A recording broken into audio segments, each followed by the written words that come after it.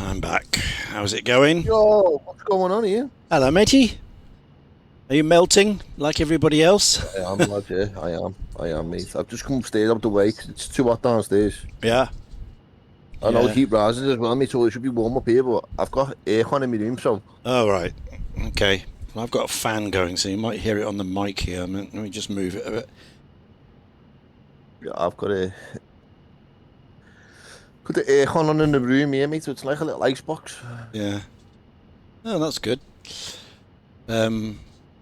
Jack, I'm hello, back. mate. Fantango Mango. Right, let's get this flight on the go now. Oh, I've had nothing but issues with this flight to me, you know. Oh, dear. That's not good news. Are you back as well, Em?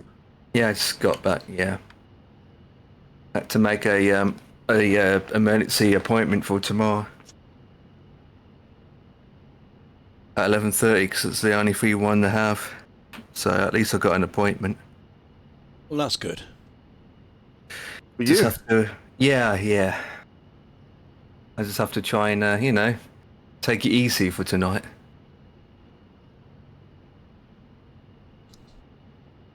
A dentist appointment, Dan. Got to book in for.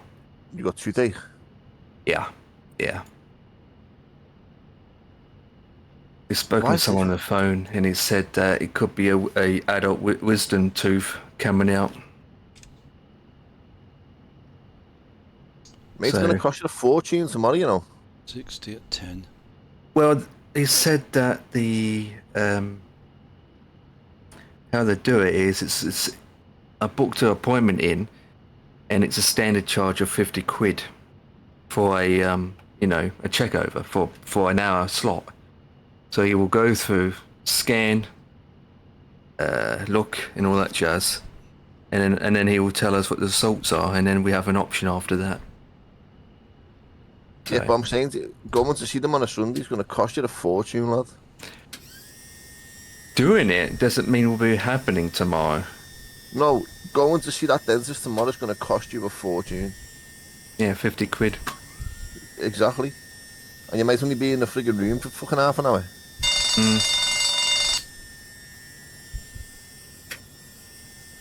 I've got to go on Wednesday to the dentist. See if that or wait 3 weeks. Mate. To be honest, I'm struggling to eat as it is. Is it that one of them ones that bad, lad, yeah? Yeah. As long as I don't eat, swallow, and don't talk too much, I'm fine. Perfect for a streamer. Don't talk too much.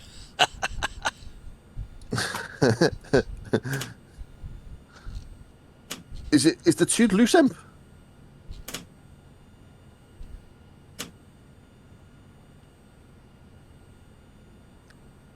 Emp, is the tooth loose?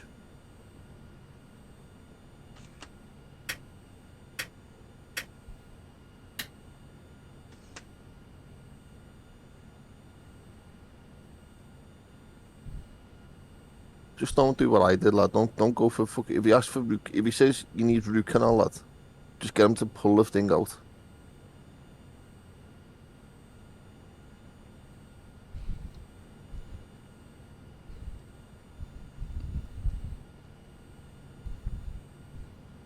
What the fuck's going on here? 1 minute it's 35,000 feet, next minute's 33. What's going on? Yeah, it's... I had the flight plan set up. I had to just do all in. I had to do all bloody. I had to do a load of updates. Now I've just redone my flight plan. The last one was 35,000 feet. Now this one's 33. What's going on?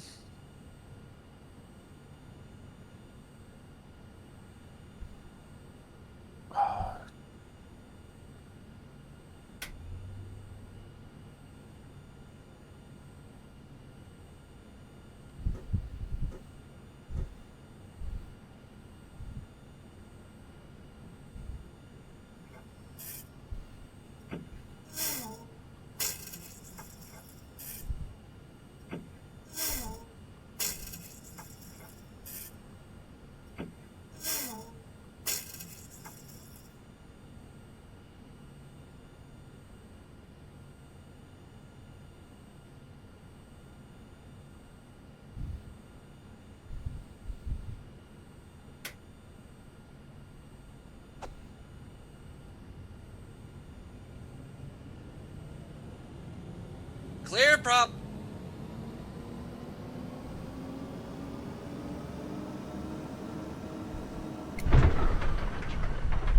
Engine 3 starting. Oil pressure is coming up.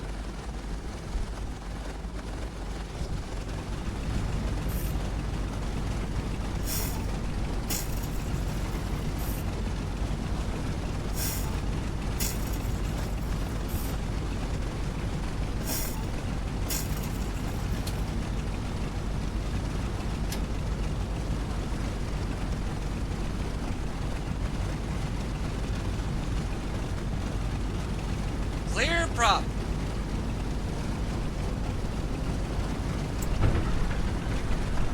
Engine 4 is starting up. Oil pressure is coming up.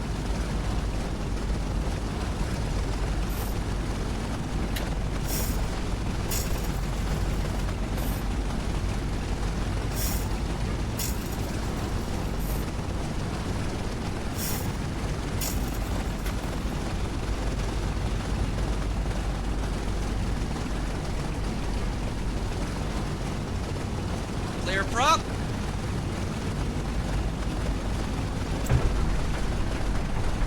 Engine 1 is starting up. Oil pressure is coming up.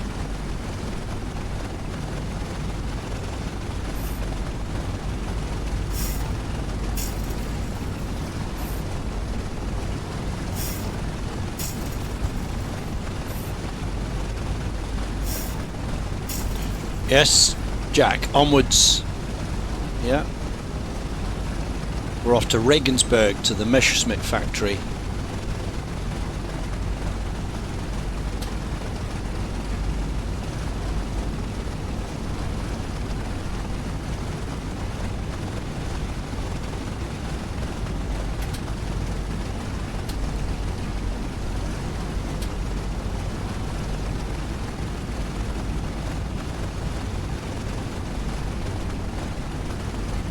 Clear prop.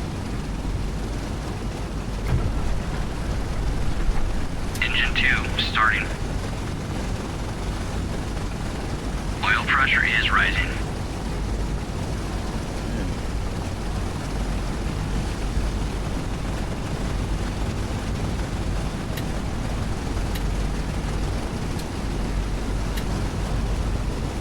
Generators all working.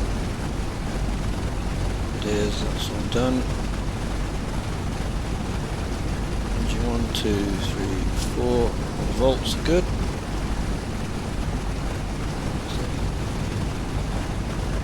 Position lights. Veto. Beacon. Okay, it's all good. Don't need that, don't need that. Cage that.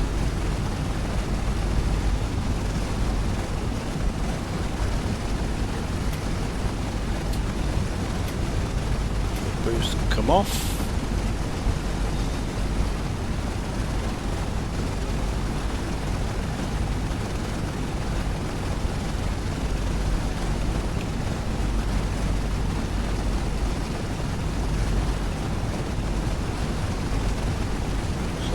It's all off. It's all good. It's all auto rich. The filters are in. It's all good. Cowl flaps are automatic. Just got to let this warm up a bit now.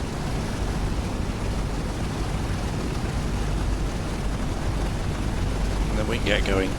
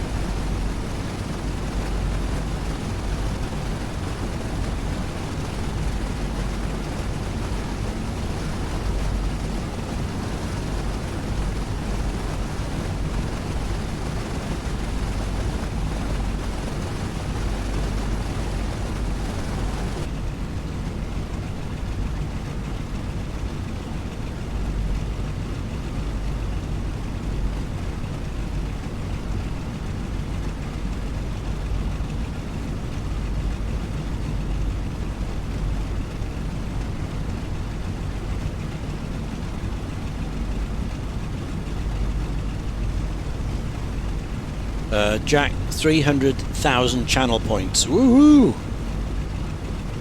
You must be leading the way.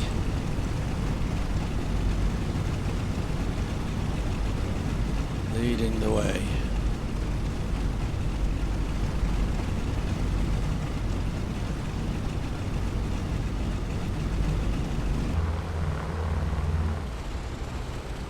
Okay. Right. This is Heaven Sent, 91st Bomb Group.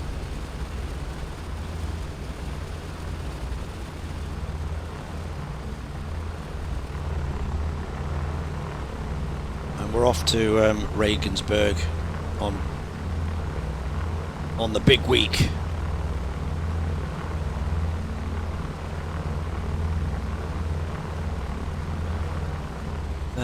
So there's the runway there. So straight out of here, down there, and along. We're all good. A2A next release in Microsoft. Oh, you think so? I don't know. My guess is it'll be something new, but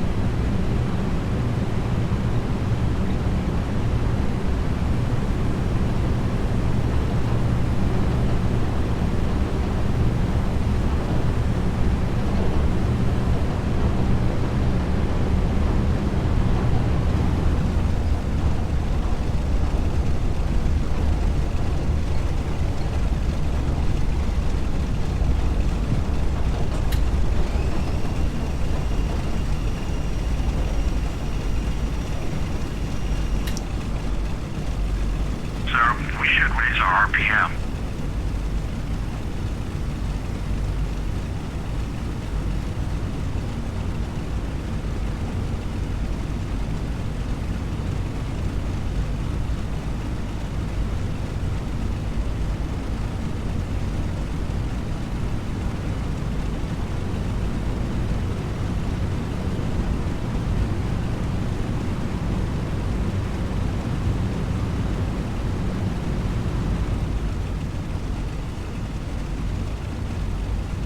Okay.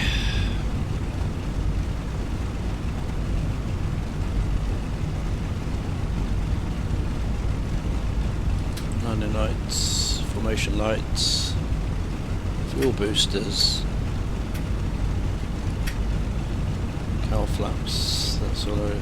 Turbos to 8, mixtures on the rich, all the RPMs are 100%, trims are all 0, we've got a bit of flap.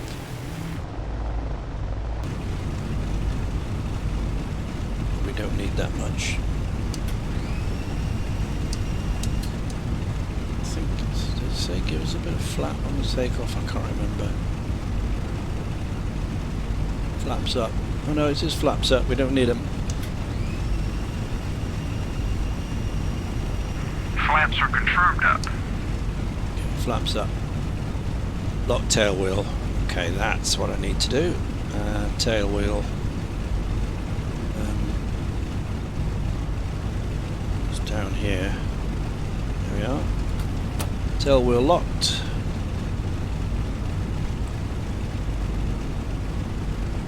Turbo 8, throttle's full. Clear the ground, raise gear, accelerate, climb speed 135. Okay, let's go. Regensburg. Let's get out of here. We're rolling.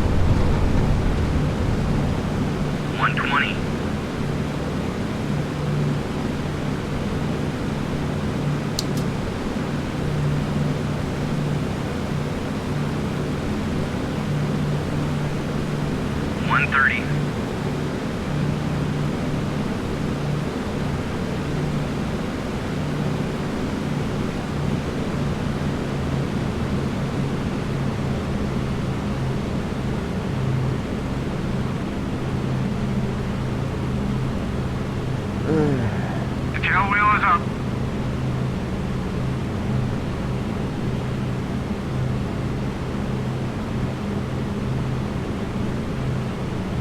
Main wheels are up.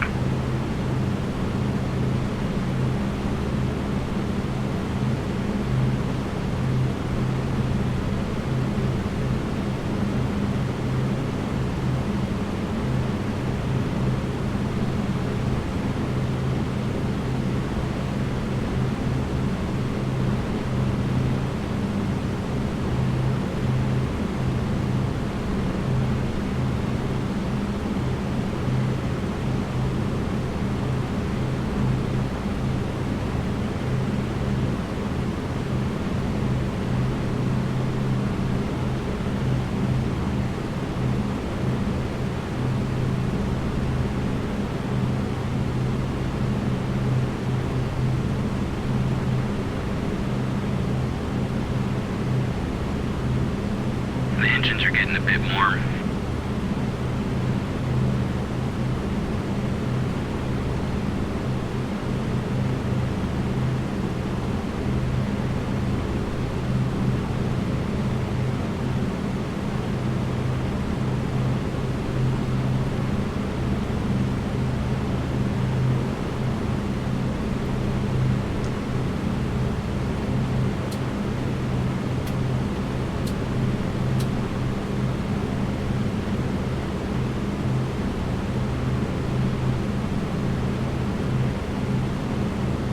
Okay, Captain.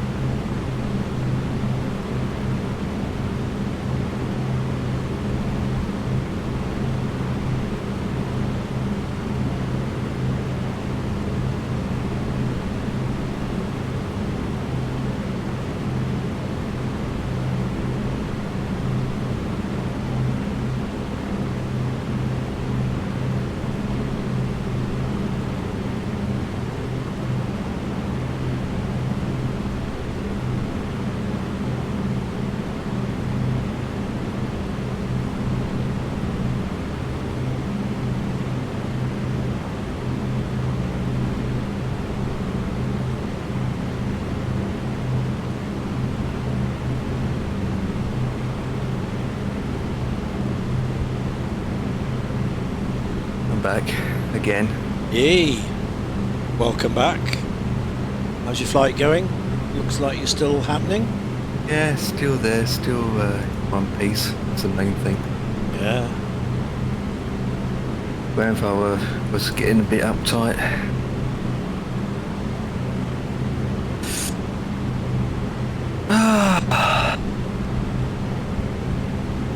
So what have I missed in 2 hours? I've taken off. That's about it. Yep. I'm on my fifth cup of tea or whatever it is.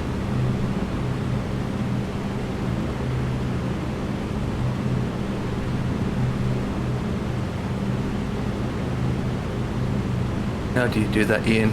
Fly your plane and fly mine at the same time? Multi, isn't it? Multi-skilled. Dan disappeared? I'm here. No, Dan's about. I'm here, lads. He's taking Yeah. it easy, he's chilling. Dan's Yeah. flying as well, I think. Yeah, I'm doing a little flight now. I'm going to Ibiza. Oh, nice. I'm going to, as you know, Dan, I'm going to Boston to Los Angeles. I'm going to Regensburg. That was my flight last Saturday, Sunday, weren't it? No, I went to Vegas. You went to Vegas, yeah. My route's different. Did you went over instead of under? Can't remember, mate. I've done 2 flights in a week though. I've done, last night I did Liverpool to Krakow one night. And then last night I flew from Krakow back to Liverpool. That wasn't bad. And then tonight I've had a few rum and cokes this afternoon in the back with the dog. I've got a few beers in the fridge. I'm getting cold. Crack one of them open in the next hour or so. And yeah, just chilling, mate. Hoping it cools down a bit for next week because it's been horrible at work, you know. Horrible, man. We're having to limit the number of people on the bus, you know. Yeah. Really? Because Okay. it gets too hot, mate. Yeah. You get 120 people on your bus, mate, and it's fucking boiling, lads, and I mean boiling. Like to the point where you can't breathe. It's that hot. The more you let on, like, the more heat you bring it onto the bus. Mm-hmm. People don't realise this, you know what I mean? That you go somewhere and there's a crowd of people, mate, you felt the heat. Everybody's body heat, mate. That's no good, lad. It's been nasty, mate.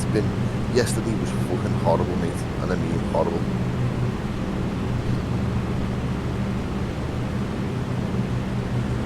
But it's out the way now, lah. We're gonna get another week closer to my summer shutdown break. Mm. I was meant to go and do my car today. I've got a couple of little jobs I want to do on my car. Like, not a major, you know what I mean? There's just little like tidying up jobs. Just there's a couple of because it's not a brand new car. Obviously, I expect there's going to be a couple of little marks and a couple of little chips. Yeah, a chips couple of little here dings here and there, things. you know what I Yeah, mean? absolutely. But I bought this stuff called G3. It's like a polisher, like a grade polisher, and you can get out the lights. You can kind of get rid of the light scratches on it. And I've got a couple of light scratches on the bumper and a couple of light scratches by, you know, where the door handle is, where you've grabbed the door to open it with Yeah. the nails and cut paintwork and just put like light scratches on it. I bought this stuff and I can get rid of it all. And my plan today was to get up this morning and go and do it. Go and get the car washed, come back and have a go. There's no way I could have worked outside today and that. No fucking way. It's too hot, mate. It's ridiculous. Sitting in this room now and the temperature is...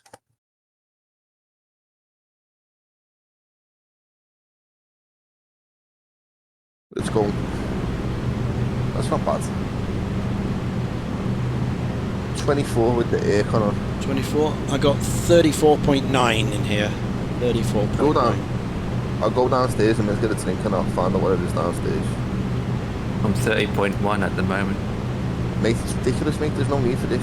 We shouldn't be getting heat like this, you know. We shouldn't, we should not be getting weather like this. But it's alright, because next week you'd be complaining it's raining. I don't complain when it's raining, mate. I don't mind the rain. Same here, as long I don't mind the rain. as it keeps alright.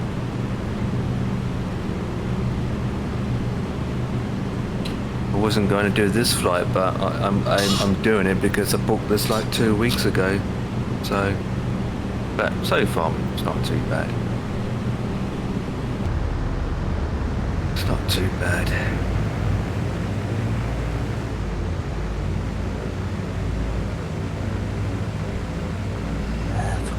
nasty, lad. It goes to prove that something's going on with the climate, mate. To be getting weather like this, because this isn't normal weather for the United Kingdom, mate, is it? Let's face it. We don't get weather like this. Nope. This is Spanish Mediterranean weather, this, mate. This is what these get every single day. The majority of the fucking year these are getting this. But for us, it's not normal, lad. Something's definitely going on with the when they talk about all this climate change and all this kind of stuff. Something's going on, mate. I'm telling you. And I used to brush it all away. I used to think, oh, well, it's a load of crap, a load of rubbish. But you know what? It can't be, mate, you know.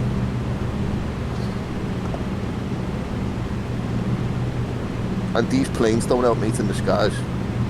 You see all these white lines everywhere.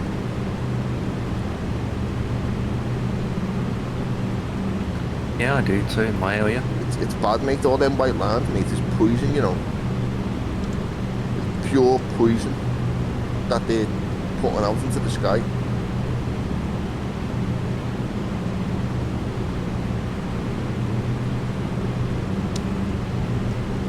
I used to think it was condensation, but I don't anymore, mate. I firmly believe they're spraying something in the sky to kill us all off.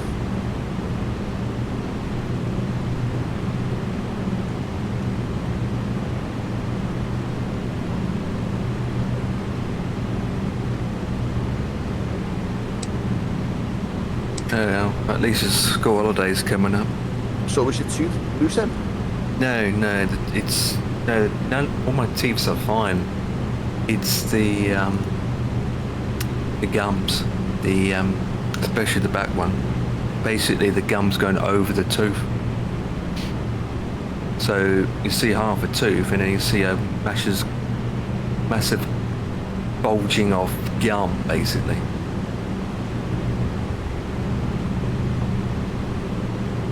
It could be a wisdom tooth coming through, an adult wisdom tooth that, you know, you can get as an adult. Yeah, I know, mate.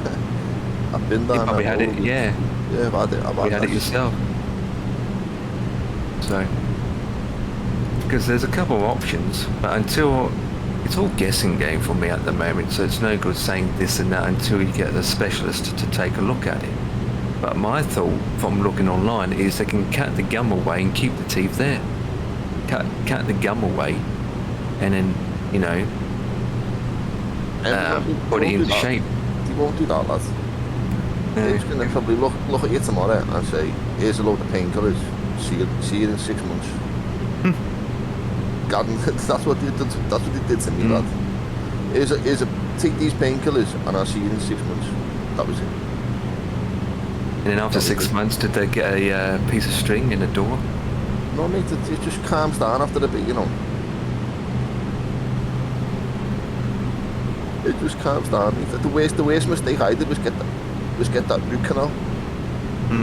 That was the worst thing I ever did, mate, because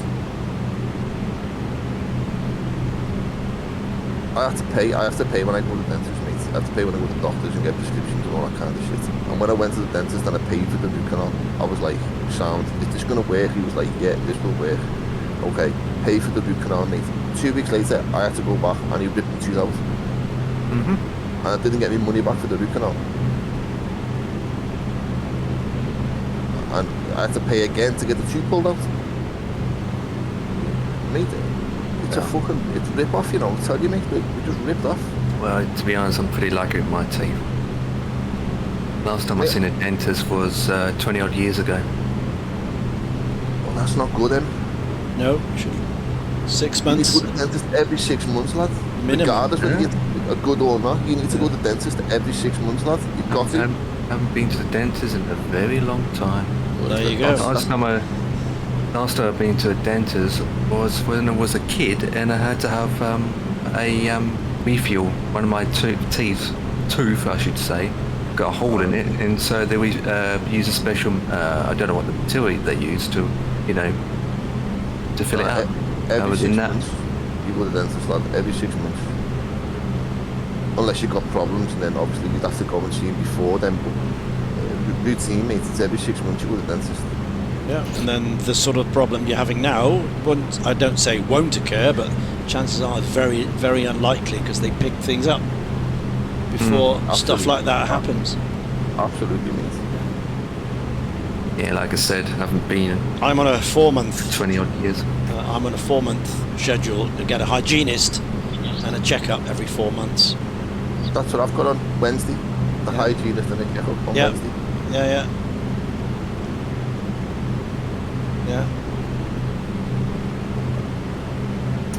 Well,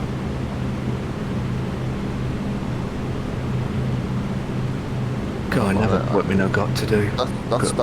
That's the thing with your teeth, like you need to fucking, because out of all the things that go wrong with your body, mate, I'm telling you, your teeth cost the most. Like you can have an operation, it costs you nothing.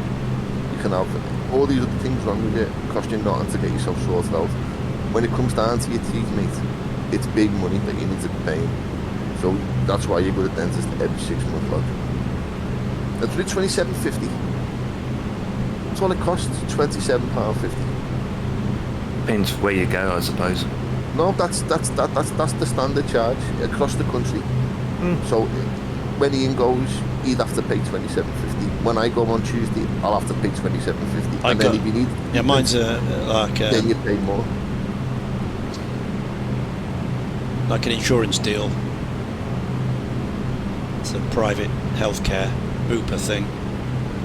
Pay so much a year and everything's free then. All your treatment, all your visits.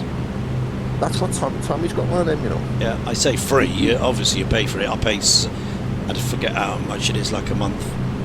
But you don't have to pay per visit. You know, if I want a consultation, I just go and get it. Hygienists, all the checkups, all that stuff. That's worth doing, mate, you know. So all free.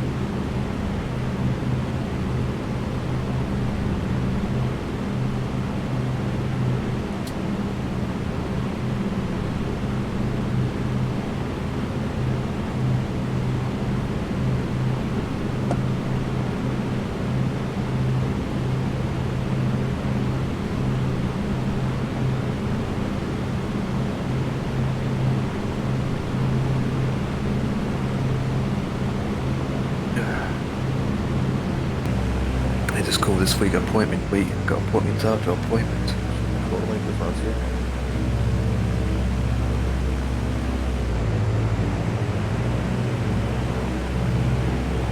That's the weather's not helping because it's hot, isn't it? You tend to slow down when it's this temperature, doesn't it? You just think, oh, I need to slow down a bit. It's that hot. You need to stop for a second to cool yourself down.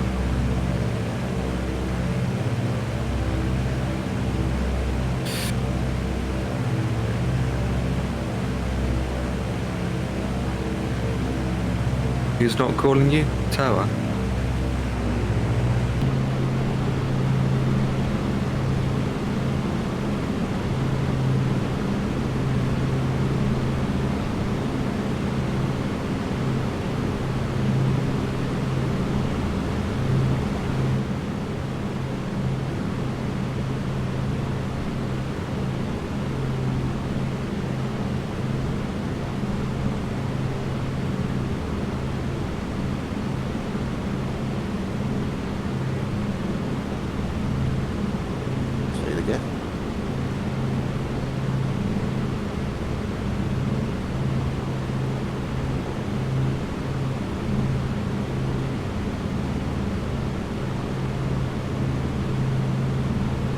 Boston to Los Angeles is quite a distance, isn't it? Jesus Christ.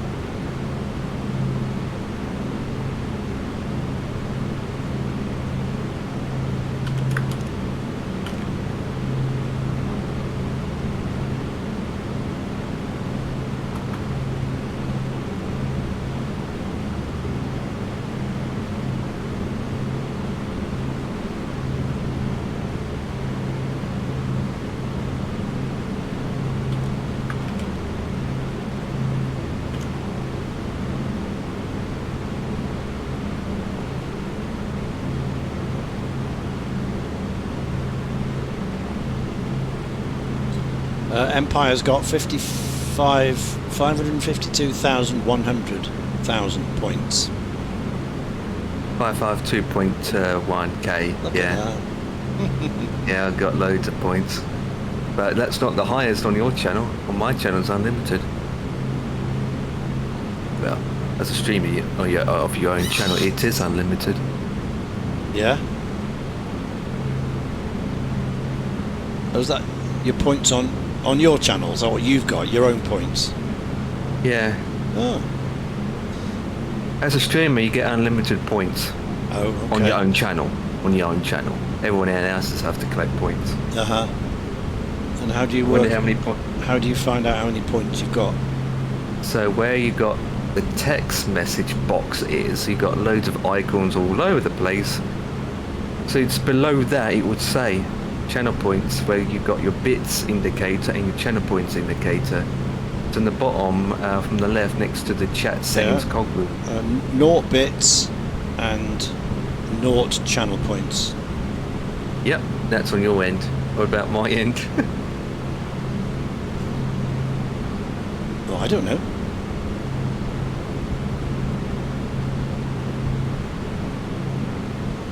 Naught means unlimited because obviously you're the owner of the channel, so you get unlimited. Yeah, but how many have I got? How do I find out how many I've got? That's my question to you. On your channel, Yeah. you don't. You got unlimited, so you got none. It will say it won't have any number. You won't have any. It would just say 000 unlimited. It won't say what number. Oh, So okay. So I've got no points then. you do, but you can't see how many you got because it's unlimited. If that makes sense. No, it So I doesn't. can play anything. I can doesn't. play anything I Right. want, Okay. Yeah. That and that the bit, points things yeah, won't yeah. indicate. That bit makes sense. Obviously, if you go to other streamers, you can see how many points you got left. Yeah. Like on yours, I've got no bits and 374,212 kicks. Whatever that is. A kick is a point, is it? Yeah. Yeah. Each streamer can name what they want to name their points. So yours is just points. 374,212. Well, at least you got more than Jack then. You got more than Jack, that's for sure. Jack only got about 100 and something. Well, he keeps using them all, doesn't he? I know, he keeps spinning it all. When the point system first came out, it was alright, but I think it's just got to the point where it's just like, it's just, how can I put it? It's got boring. It's just got outdated. It's just got, we had a bit of fun, but no one's interested in it anymore.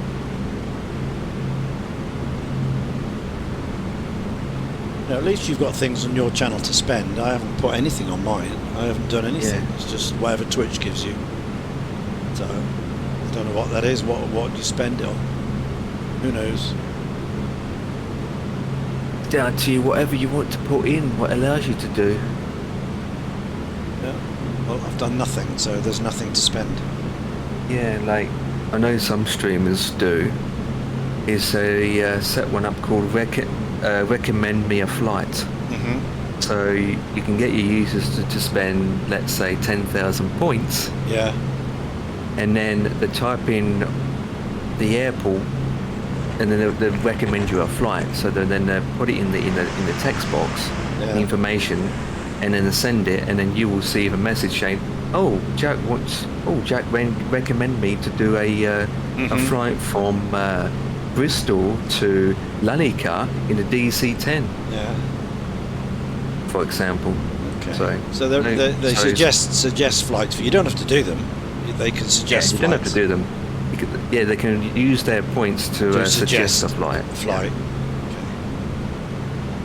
So it's, something like that you could do. It's Arrogant bastard. uh-oh. I hope he's watching your stream as well, yeah? You one arrogant, horrible bastard. That ATC fella. What's going on? Manchester Tower. Arrogant, mate. Okay.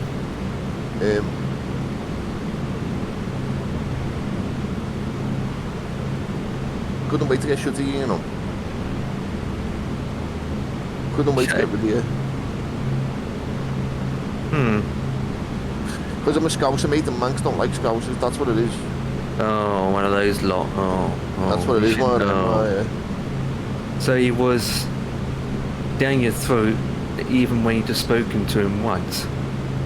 No, he started off alright. I think it's because I started taxing without contacting him. Oh. Because I was talking and it just went out my head. Yeah. Yeah, I'm not speaking to him no more now, so it doesn't matter. But people like that, man, just is. Okay. No need for it, is there? Of course not. I mean, there is a limit at the end of the day. I mean, at the end of the day, it's a person on the end of the mic and you can't, you know.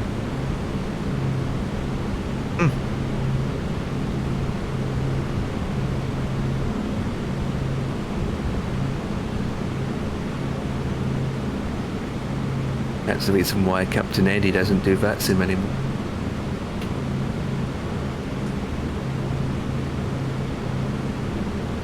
You're always going to get an odd person at the end of the day, aren't you?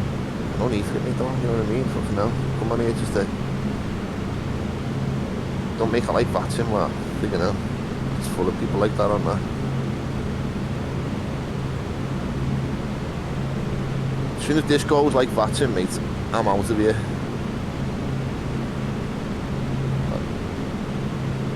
I thought you were on IVAO, Dan. I am, mate, yeah. So why are you talking about VATSIM? Sorry, I'm not. Because I think if this is the way this goes, to the extent that VATSIM's like, I'll come off it, mate. I won't use it anymore. Yeah. Yeah, I can't. That VATSIM, mate. Nah, it's not for me. Not when I've seen, not from what I've seen on the people's channels. Like, I'm not going to mention names, like, but the flight simmers, ones that control on IVAO, VATSIM, sorry. You know, ridiculing people and that, like. Yeah, well, that's your choice, isn't it? It's up to you. But there are good and bad on both, all the networks. So I've heard some not very good ones on VATSIM and IVAO. They're on both. So you was going to get that one person end of the day. Yeah, is that a bad day or whatever? But generally, my experience, they're all pretty good and very helpful. That's like ours on here, isn't it? Yeah. People like Scottish Controller, very helpful. Most of them Absolutely, are like that. Yeah. But I just say, there's the odd one. You know, is that a bad day? I mean, yeah. Is that a bad shift? People not listening to him. A lot of newbies coming on board. Not following the rules, breaking the rules, and messing it up for everybody else. You can understand them getting a bit shirty.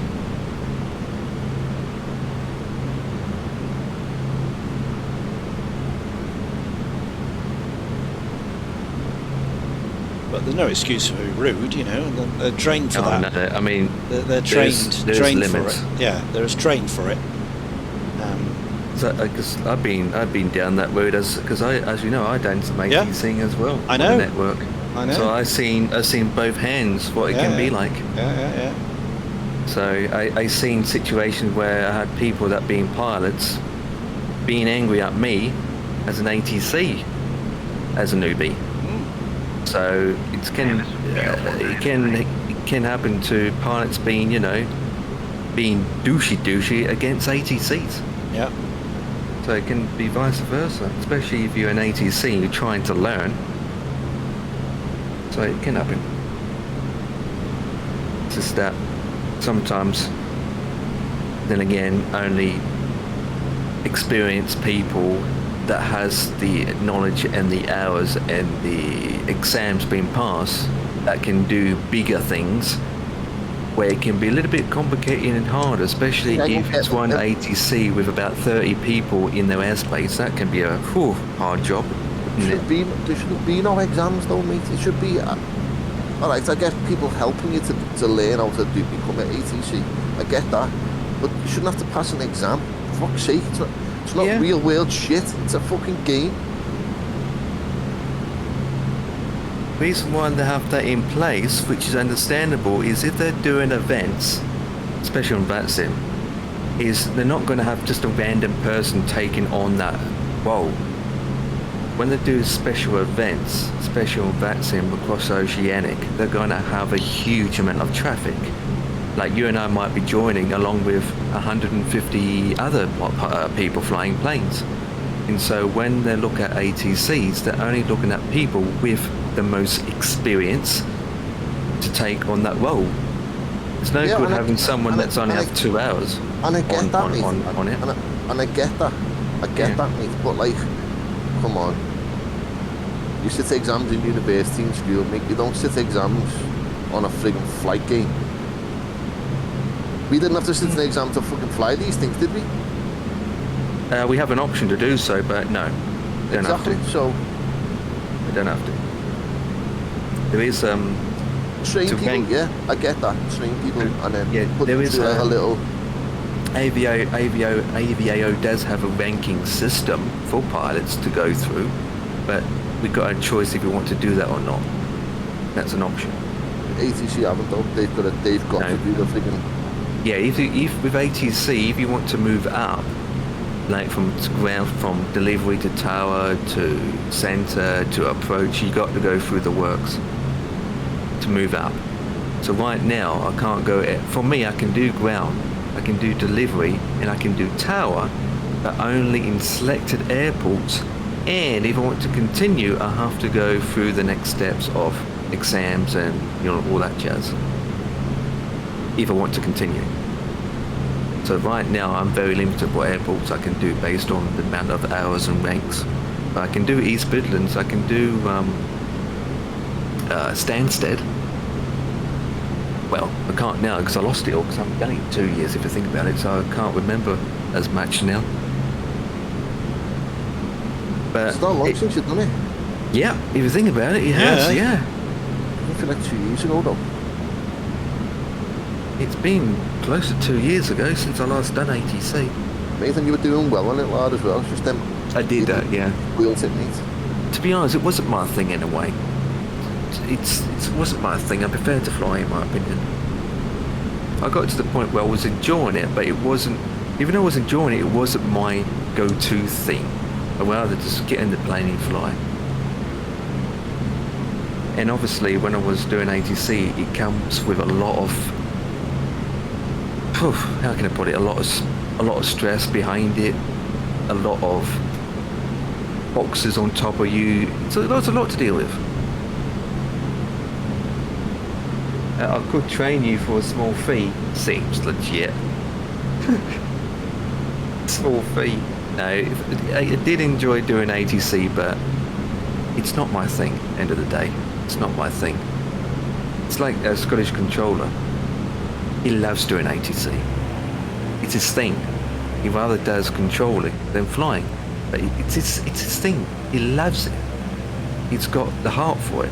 Where for me, I don't. I'm the flying part of it. It's like Ian. Ian likes to fly. He doesn't want to be ATC. Correct. I wouldn't have the And you're the patience. same, yeah. I would not have the patience. And I admit it. Yeah, absolutely. And Ian and Dan's the same. He rather wants to fly. I'm not gonna lie to you, mate. I've got the patience. I don't. I just haven't got the time to learn it. Well, that's it. That's Mine too. fair enough. That- Yeah. I would love to be able to do it. I'd love to have a go of being at ATC and learning how to. Because that's the other half of flight simulator. Right, we sit behind the controls of a plane, but if it wasn't for them guys downstairs, then all this up here would be completely pointless. Yeah, yeah. You know what I mean? So they've got a massive role to play when it comes to flying. You know what I mean? And there's a part of that I would like to get in depth with it, really, really in deep. But I'd like to learn the basics of it. How they justify, vectoring people in and stuff like that. It's dealing with VFR as well. So it's not just IFR. You're dealing with VFR as well. So small planes and helicopters as well. You're dealing with that. Yeah, I understand that, mate. And I suppose that all comes into it, but Yeah, it depends. I haven't got the time to yeah, to I mean, do it, mate. You know, I come home from work, I'm fucked, lad. I didn't want to fly. yeah, that's true. It's the time. I mean, You know, it wouldn't go in. Like, It wouldn't sync with me. it's like Sim saying, it's not that difficult. I'm sure you could pick it up easily, but I mean, no, it depends. I mean, You probably could make- pick it up. yeah. I mean, what I'm saying, pick it up easily, but I'm saying is the only person that's probably making it difficult is yourself making it difficult. I say, end of the day. yeah, but mate, I'm not being funny with you. Yeah. When you've been up at 5 o'clock in the morning, you've been on the Yeah, I bus know. all day, Yeah, and you come home from work. The last thing you want to be doing is studying and reading and studying learning. learning something. You know what I mean? Yeah, exactly. You just want to get on it. You just want to fly, do something in a short Like, space of 2 hours. I love to come home and fly. I would love to be able to come home and do a flight, but it's like now.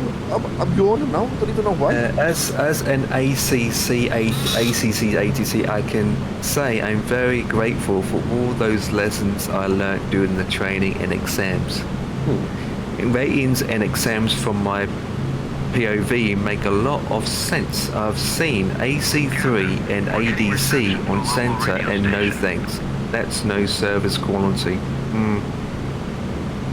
I mean, look at it this way as well, and Scottish Controller can actually confirm this. When I did a AVO event in Morocco, I think it was. No, not in Morocco. It's down towards... Is it Dakar? D-A-K-A-R? Dakar. Is it Dakar? Dakar. Yeah, it's Dakar, yeah. And there was an event on then, and Scottish Controller was controlling that area as well as approach. Now, I was lucky enough to not experience it because I was the early bird to do the first flight. But at the end of the stream, Scottish Controller came in saying that he enjoyed his session, but he had one person who was ATC who made it very difficult. And he had so much problems with this one person that he doesn't know how he got past the training exams. Because what's happening is saying that it's giving him so much problems. He couldn't get the planes to descend on time. Some of them weren't slowing down. He said that he wasn't even spreading the aircraft, like distance-wise, just to spread them. Distance. It was basically... Remember that? I think he came in here and spoken to you about it. I don't remember, but I'm not surprised, yeah. I remember him saying how come he's got past all his training to able to do center and approach, and yet it was so bad. I believe he got banned eventually. He got kicked. So,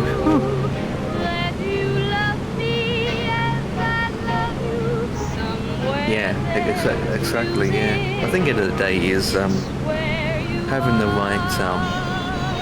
You got to be in the right frame of mind to do it. Yeah, and obviously, you know, having the right people to help you. I mean, I can say that their UK division is spot on. They're very good. Scottish Controller with the American division, same again. They're absolutely spot on.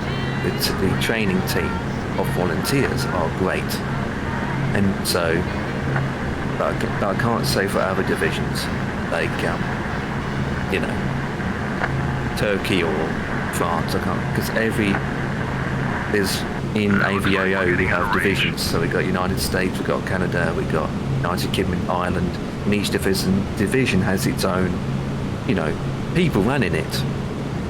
So, but yeah, our division, for United Kingdom and Ireland, we have a great team of supporters. I mean, we had a good amount of help with some people as well. But one way to learn, guys, is to make mistakes, isn't it?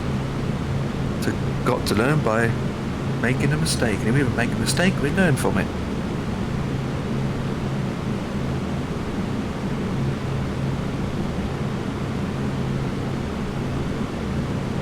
But one thing about AVAO, if anyone wants to come and join to be an ATC and want to learn ATC, you're more likely to get in compared to VATSIM. In VATSIM, you've got to wait a long time, don't you? But at least with AVAO, you have more chance of getting on. Taking the tune in every day on Discord. What's that? That one. This is that tune I sent you. It feels so good. Listen to that lot.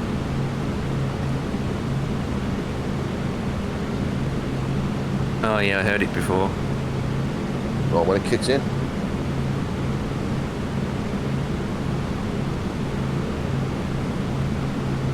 Yeah, I have heard it before. Is it a retune?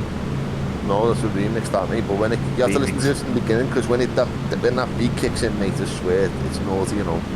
Yeah, I'll listen to it later. How's the sky treating you? Hey, noisy, long time no see. Yeah, the skies are, how can I put it, hot. Skies are hot.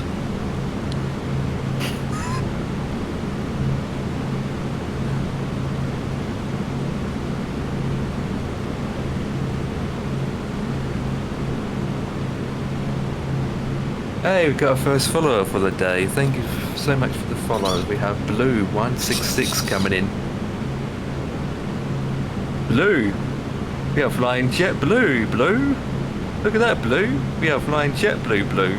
Hey, perfect name, Blue166. We're flying JetBlue.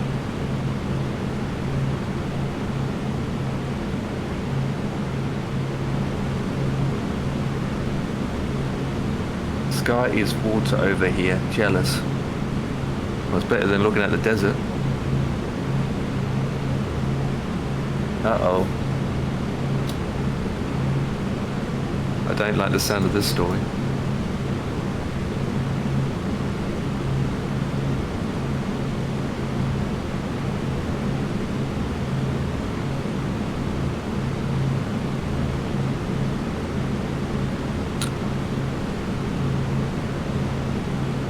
Oh, where are you controlling? Yep, no problems. Have a good session. Hope you've got some Maydays happening today.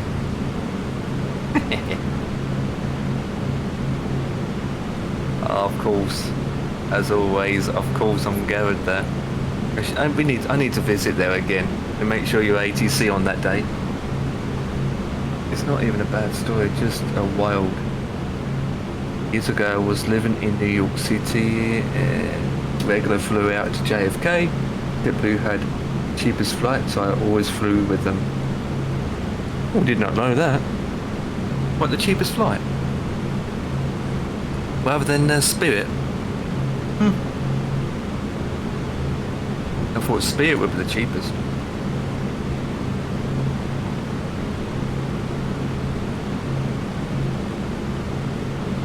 Oh, we scheduled. Oh, you missed the fun. That's a storm warning, so basically everyone rescheduled. Shouldn't we schedule? It'd be a massive roller coaster ride. That'd be fun if you went through a storm.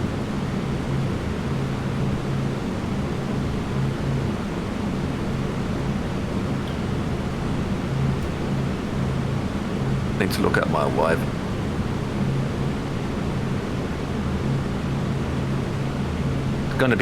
It's gonna be classic,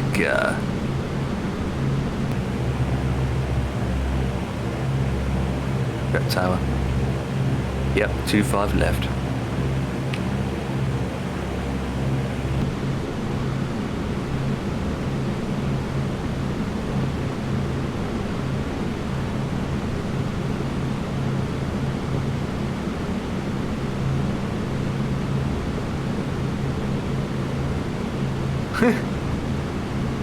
Then, no joke, I saw his face on the news like a year ago. Oh, I didn't read the first bit. Hang on, let me catch up. So I was like 25% full at most, so I ended up was hanging out with this really cool flight attendant. Okay. He just gave me a free drinks the whole time and complained about bad passengers. It was super fun. Then no joke, I saw his face on the news like a year later. Oh, so what's... Okay, so... So he's been on the television. So what's that about then? What made him be on the news then? He was the flight attendant that had a meltdown. Engaged the emergency side, jumped out on the runway. They caught him back at his apartment at bed with us.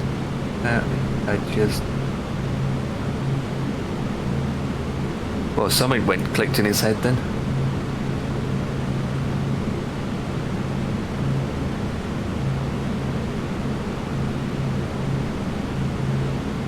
Oh. Well, I don't remember that story being on the news, but that's not good.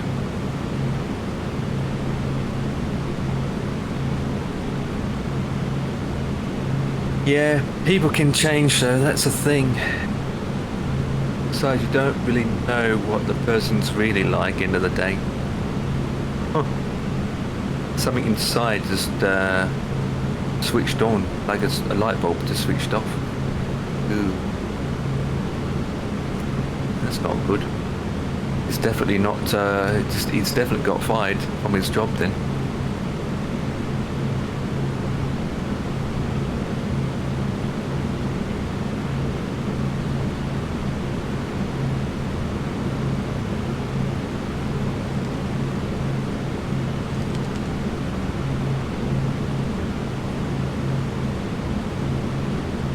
Oh, it happened a while ago then.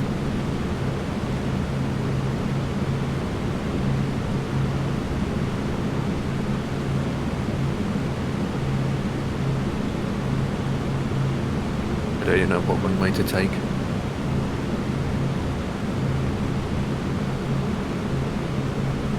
Find out when we get closer.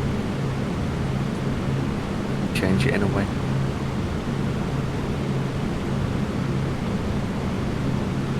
(2010). 15 years ago. Jesus, time flies.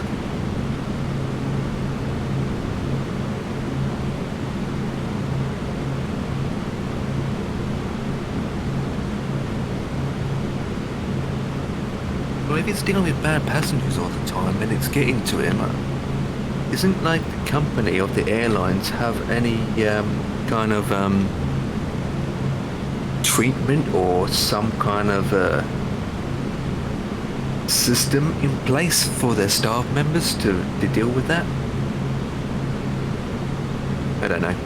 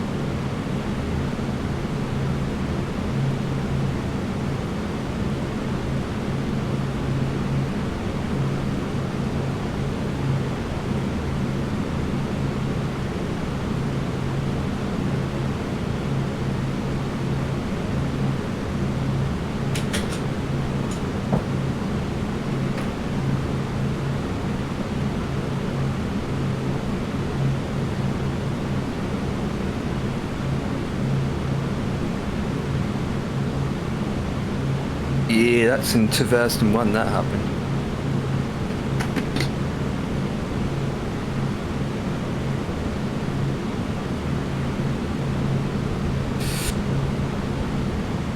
Oh, there it is. Oh, it's a 195 too. Captain, we're getting reception from a local radio station.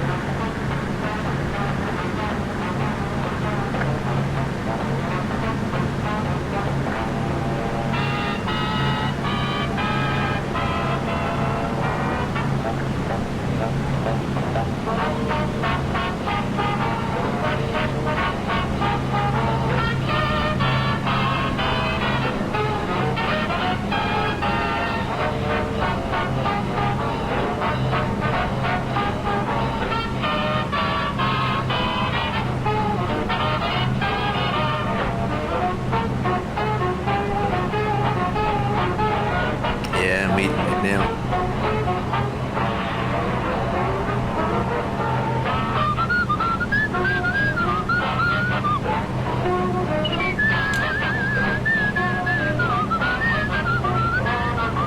Hello there, Texas. What you say? Are you whistling to scare the ghosts away? I know there's something following me that I can't see. Someone sure laid an awful hex on me. Hex? Tex, that's pretty far-fetched. Personally, I'd say you're just a little bit touched. Well, if you'd have got a load of what I saw last night, you'd have passed a Yankee Clipper on his maiden flight. Last night I saw up on the stair a little man who wasn't there. He wasn't there again today. Oh, how I wish he'd go away.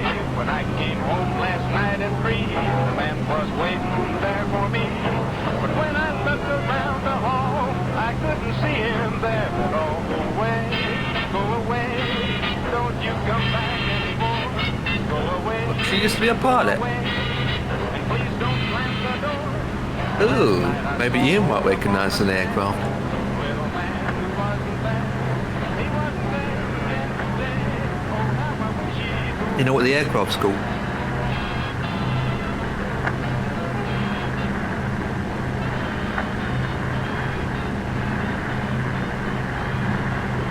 Oh, that.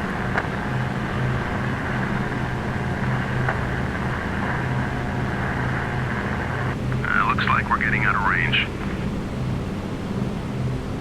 I don't even think we got that in a simulator actually. Is it the it's the 108 or just the 108-2? So obviously that was made back in was it the 40s?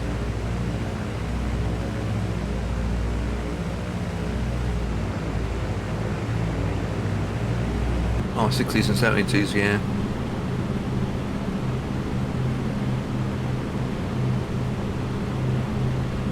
They're made back in the 40s, weren't they? I know what it looks like anyway. Oh, there it is. Ian, you're there. Yeah? Go into the general chat room and take a look at that image. Okay.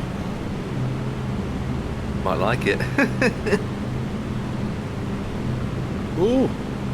Wow. Yeah, so Noisium has his grandmother. His grandmother used to fly that aircraft back in the 60s and 70s. Yeah. Looks like a little pregnant Cessna, doesn't it? High wing.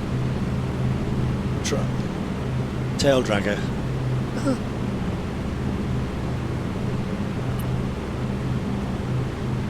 Do you have that in P3D?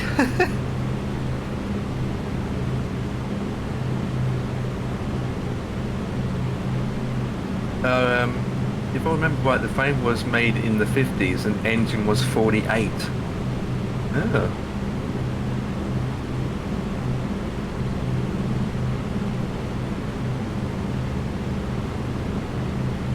Nice little fun bird to fly.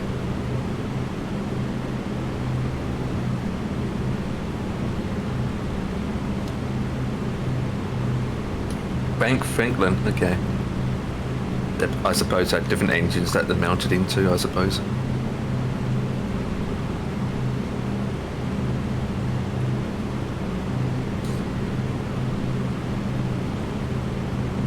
It was a Stinson. It's a Stinson 108.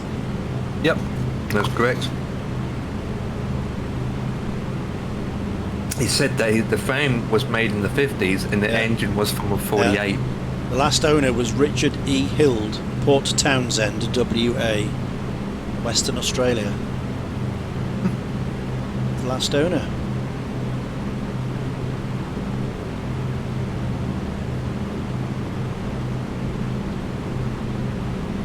Whoopie, sounds easy to fly. Stinson.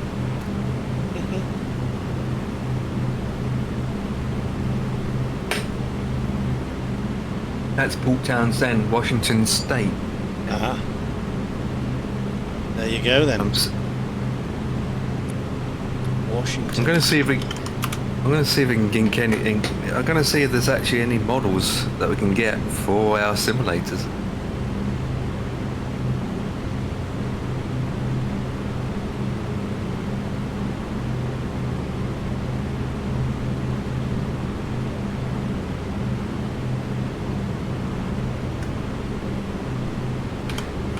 Oh, I just got an idea, Ian. Uh-oh. Can't A2A make that? I'm sure they could.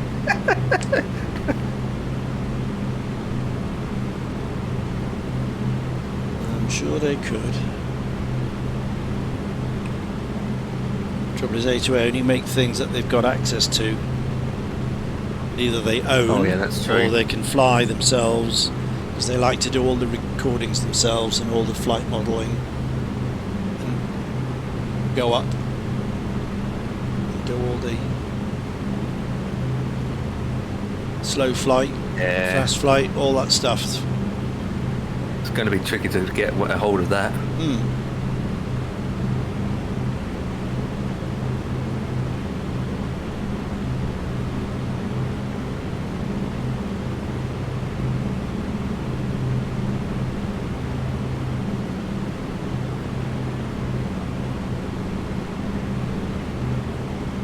Yeah,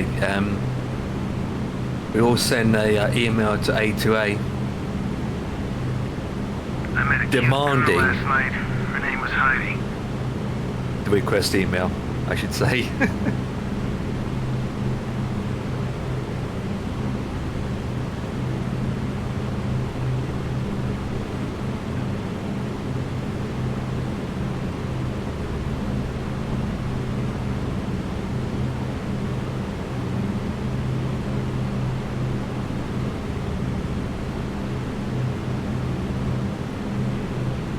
Nice. A family of pilots. I hope you yourself is going to continue with the family, family hobbyist, I should say, not a business. Even though it's not cheap nowadays, isn't it? Not cheap owning a single plane nowadays.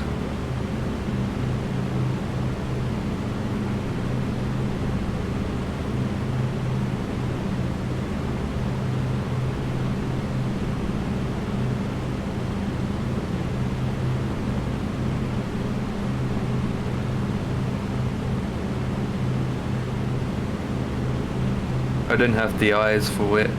Bad with depth description, so I always ate it. Base the first landing simulator. Simulator's always going to be different compared to real life situation anyway, even the controls.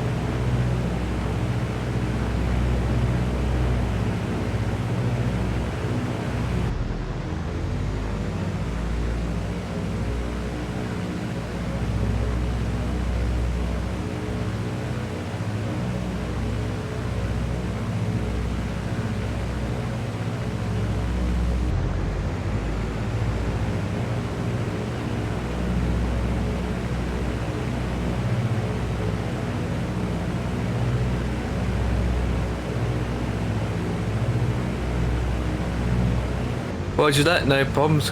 I'm gonna start to get busy myself now. As you can hear with ATC talking.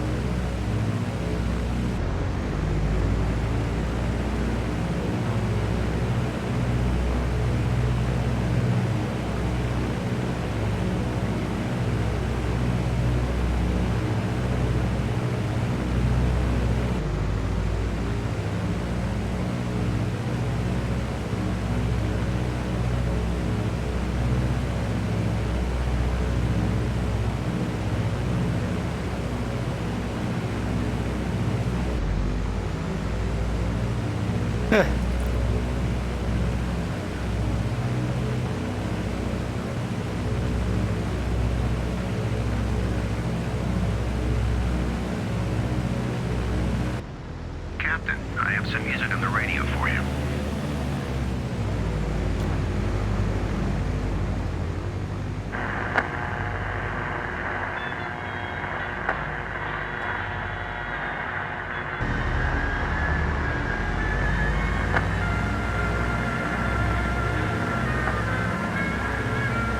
Holy shit.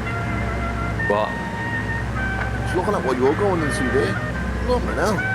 I know, right? Looks alright, looks fun, doesn't it? Yeah. Not too bad considering, because, you know, when I get in his airspace, it's still a while yet. Don't forget how large his country is.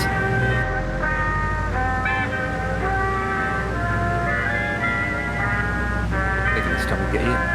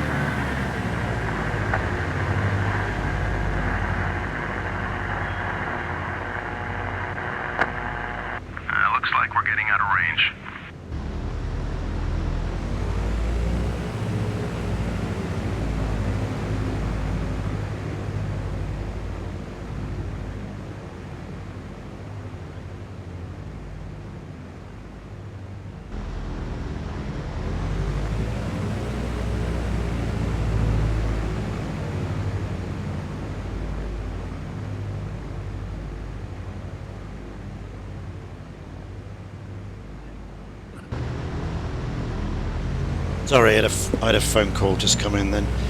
Splasher, hello mate. Long live the 100th. Yes, yeah, this is heaven sent. Heaven sent. Is the markings on this.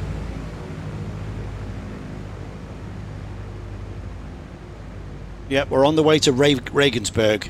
We've got £6,000 of high explosive ready to visit the Messerschmitt factory. This was the big week, the Black Thursday, where the 100th lost 9 out of 21 aircraft. Amazing. Sent 21 out only, and they lost 9.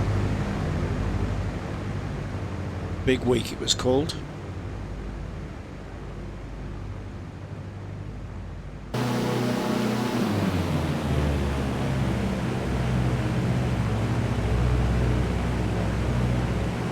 Right, so we're just crossing the Dutch coast now, so what I'm going to do is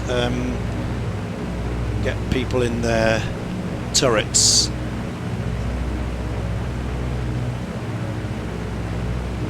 Right away, sir. Okay, so we'll see people. There we are, the guys are armed in the turrets now looking for the 109s.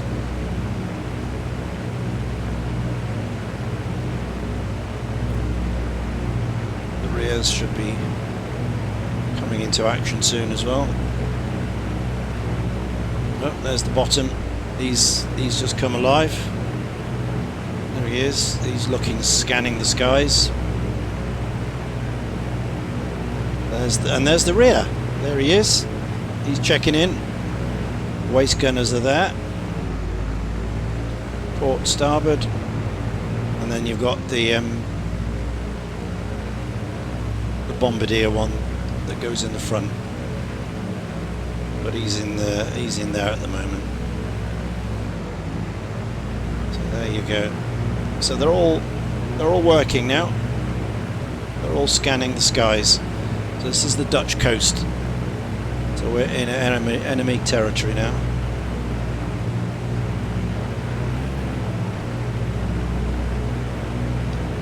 So between Rotterdam and Antwerp, and we're going to cross the German coast to Eindhoven, and then go slip between Düsseldorf and Cologne, avoiding the Ruhr batteries, and then all the way across the middle, north of Frankfurt, down into the southwest to Regensburg.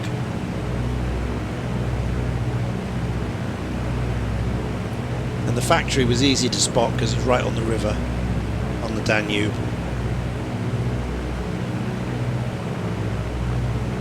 They completely smashed it on this raid.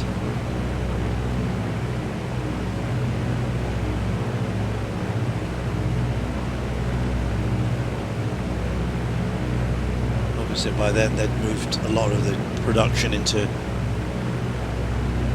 Poland, that area in hillside underneath the tunnels.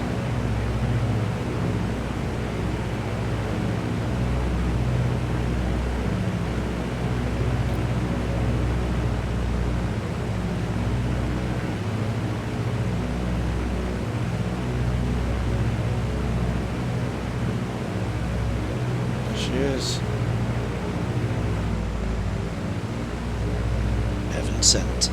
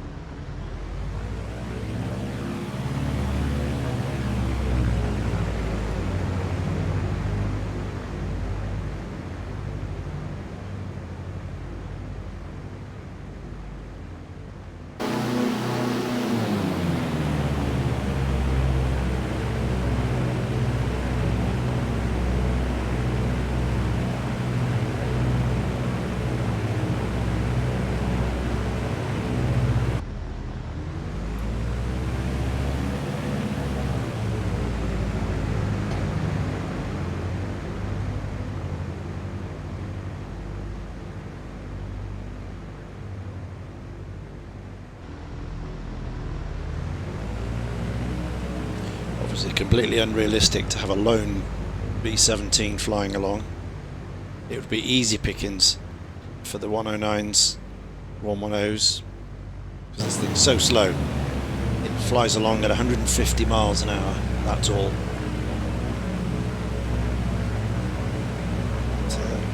Fighters can get in and out very quickly. But when you pack 100 together, they have a bit more protection.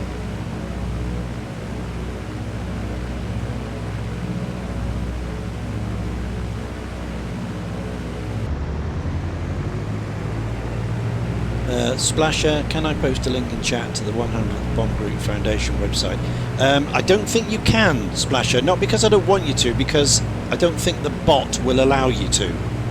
I mean, if you want to send me the link on Discord, I can pop it in, or I can just do a search for it.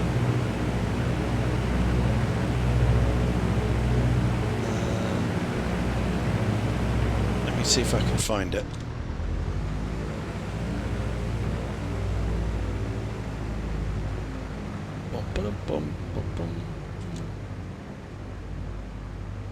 Yeah, there we go.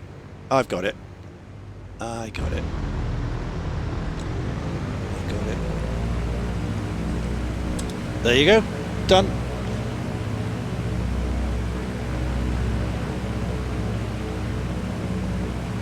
Yeah, as Splasher says, go there if you're interested to know about the 100th.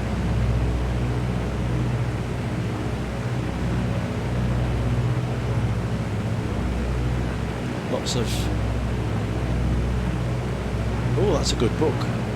Damn Lucky. I haven't seen that book before. John Luckadoo. Try and get that one. Yeah, lots of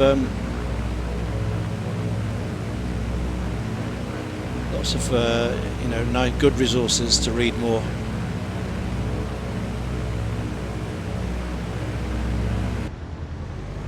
Go.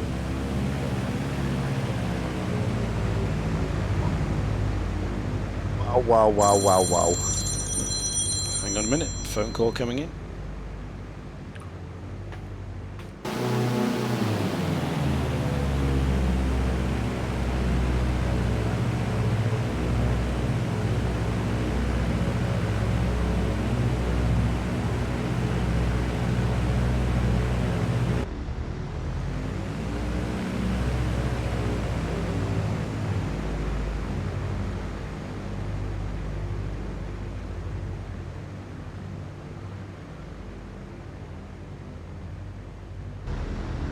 Somebody's going to visit me tomorrow and he needs my address, so I need to send this quickly.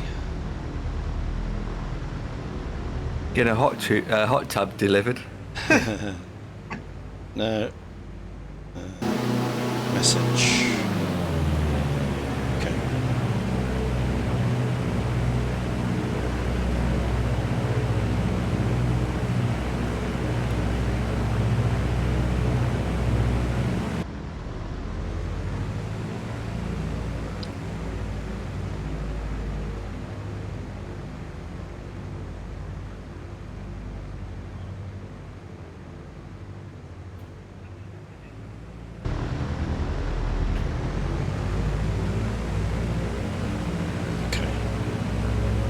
There we go.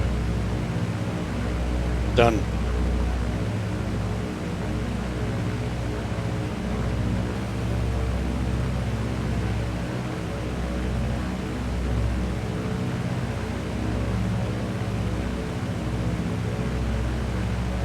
Done. That's good. Yeah, so obviously you got all this legacy information. Master of the Air, of course, the TV show a couple of years ago. That was all about the 100th.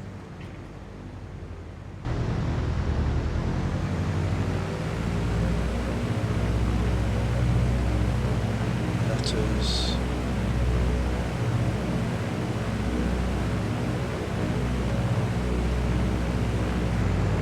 Ringing a prayer. I've got that. That's good.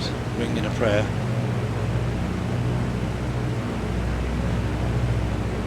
I haven't got this one though. Damn lucky. I might try and get that. It looks good. Thorpe Abbots. Control tower still exists. If you're ever in that area, it's worth a visit.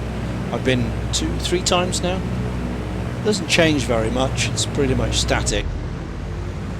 So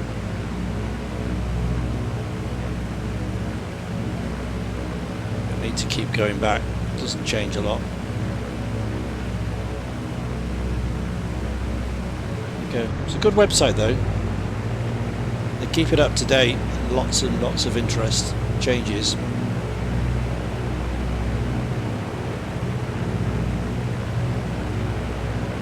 Captain, we have something on the radio for you.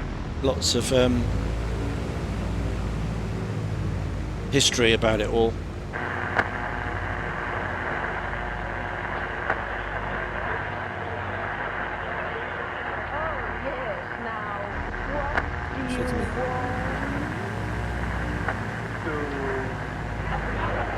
Good read.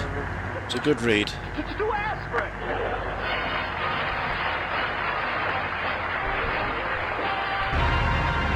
It was at the most recent 100th reunion in New Orleans, 104. Wow. Did Danny come back from the drugstore with the Absolutely amazing. I think some of these guys are still with us. He ate the whole bottle of aspirin himself. He did? Yeah, his stomach looks like a pinball machine. A pinball machine? Yeah, now every time he sees a headache walk down the street, his nose lights up. Well, where is he now? In his dressing room, squeezing himself into his tights. You know, we're doing Romeo and Juliet tonight. Oh, yeah. Do you like Shakespeare, Ken? Oh, yes, I like Shakespeare, but not as much as Paxpeare.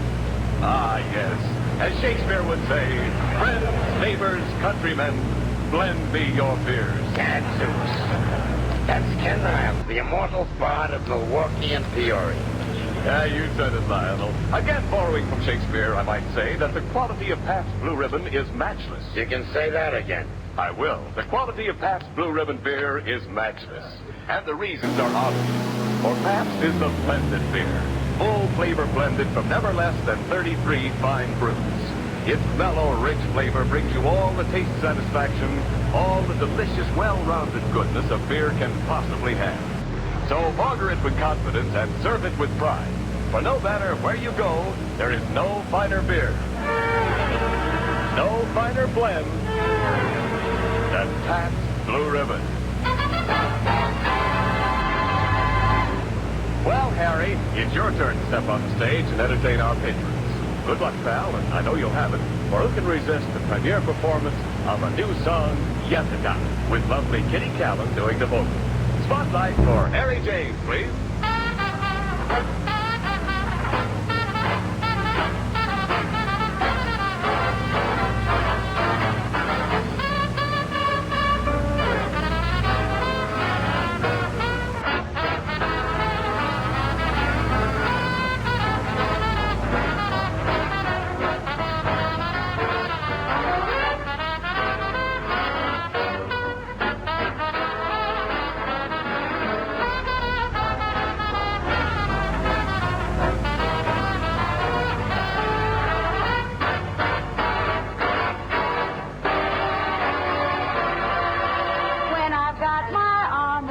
Oh, I'm getting close to this vacancy, but I'm still not in it.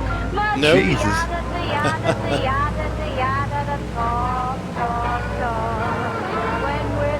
Yeah. Coming up towards a place called Coltonwood in Arkansas. So it's Phoenix just below me to the left.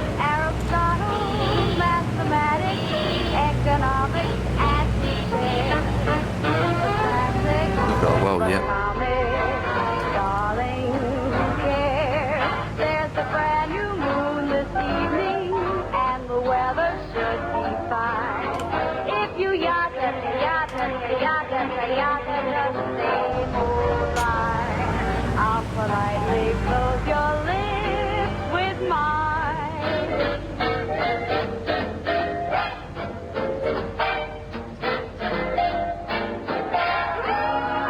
Yakety, yakety, yakety, yakety. Quack, quack, quack, quack, quack, quack, quack, quack. Yap, yap, yap.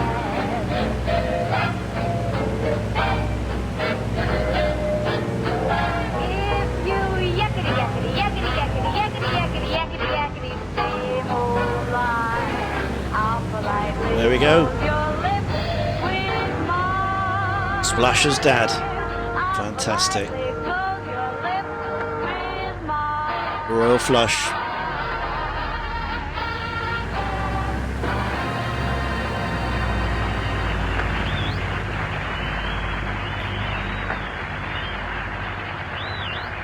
Lieutenant Raymond Lisher.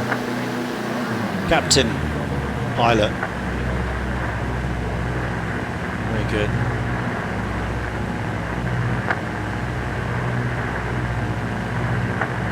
Good logbook. Sorry, sir, I'm losing the signal. Started in like October 44. Reims, Rostock, Leipzig, Augsburg, Berlin. Oof. Ham, Cherbourg, Berlin, Berlin, Berlin. Oh, look at that. 3 in a row. Berlin's 4th, 5th, 4th, 5th and 5th. 3 in a row. Oh, and another one there. Oh, and another one. Jeez. Leipzig, Osnabrück, Cherbourg, Boulogne, Rutland.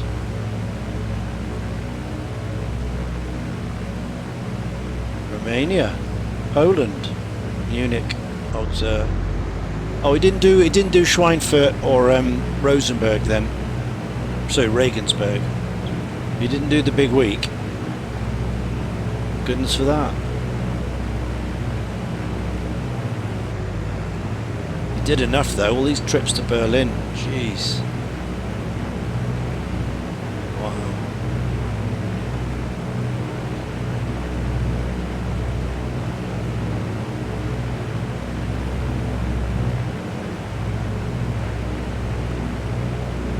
April 44, date is US format, okay. 35 missions. 35. And that was a standard tour, was it? Oh, they extended it, didn't they? After the 25, of the earlier ones, like the Memphis Belle guys and all those, in the 91st. Wow.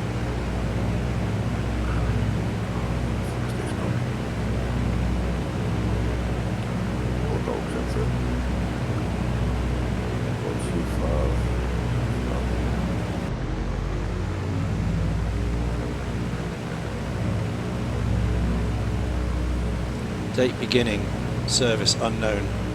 Time of service at Thought Abbott's unknown. There you go, there he is.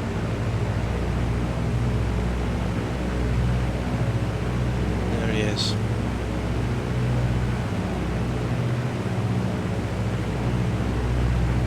Come on, guys. Put the football away.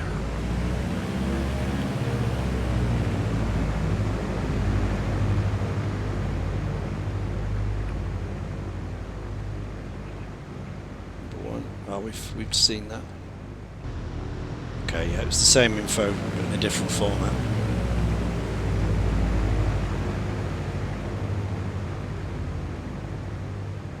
Excellent.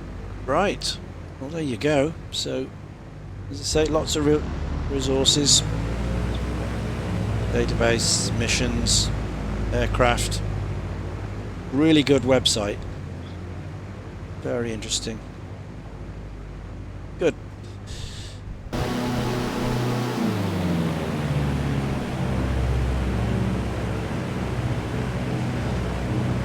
Berlin 6 times, D-Day and the first Russian shuttle mission.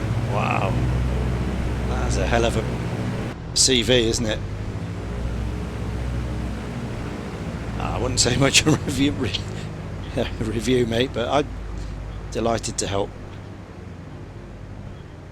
It's good. Right. Oh, I'm all for promoting the history. We mustn't forget. So what are we doing now? Right, we're about to cross the German border.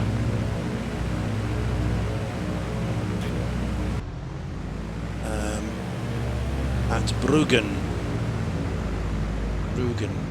Obviously they didn't go straight in a straight line like this, because I'm just doing a straight line because of time.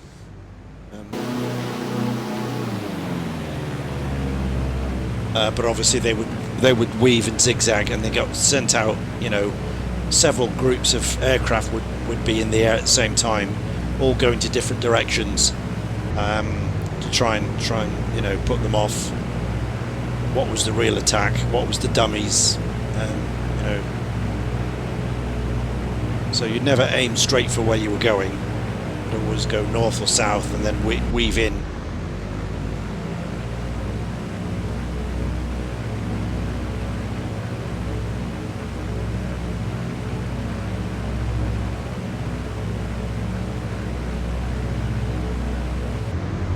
Are you gonna go back to Coningsby again? Oh yes, yeah, definitely round trip.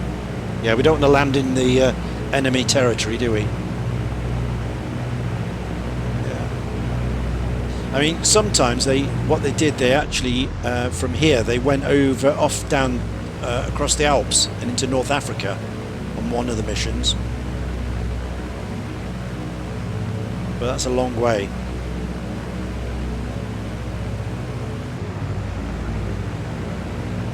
From where they are, they went across to North Africa and landed there rather than going back. Because obviously the attack threat going that way was a lot less than returning, because once you've done your bombs, you've woken everybody up, they know where you are. And so most aircraft were shot down on the way back. I think that's a fact. Because they were split. They tend to be a bit more looser in the formation. They were either damaged from flak from where they were over the target, so they were more susceptible on the way back. So now and again, especially when they went deep in Germany like this, Schweinfurt, Regensburg, Dresden, they would carry on and go over the Alps and head towards Africa. Splasher says that was the first Regensburg mission in August 43. They went on to North Africa. There you go. It's a hell of a round trip though to get back. So if I had to go from there right across towards Morocco, up through southern Spain, across the Bay of Biscay, and back to Lincolnshire that way, avoiding Spain and France, go up the coast.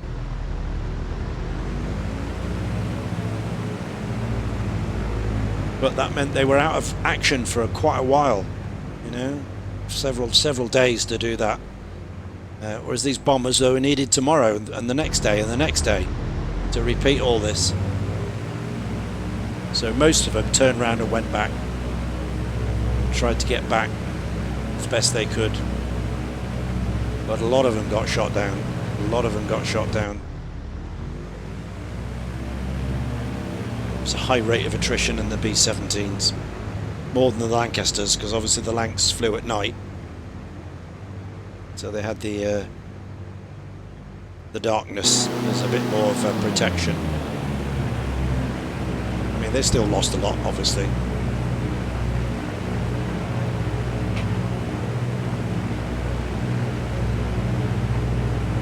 They still lost a lot.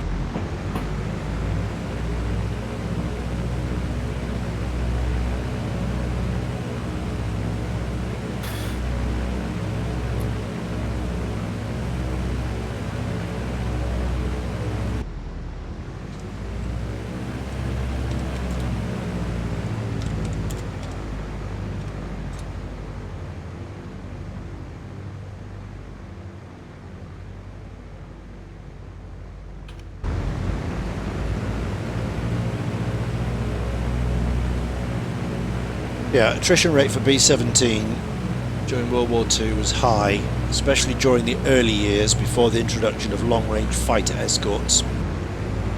A significant number of B-17s were lost due to enemy action, and a large percentage of aircrew did not survive the full tour of duty. Here we go. 12,732 B-17s were built. 4,700 were lost. That's a 37% attrition rate. 37%, almost 1 in 4 didn't make it.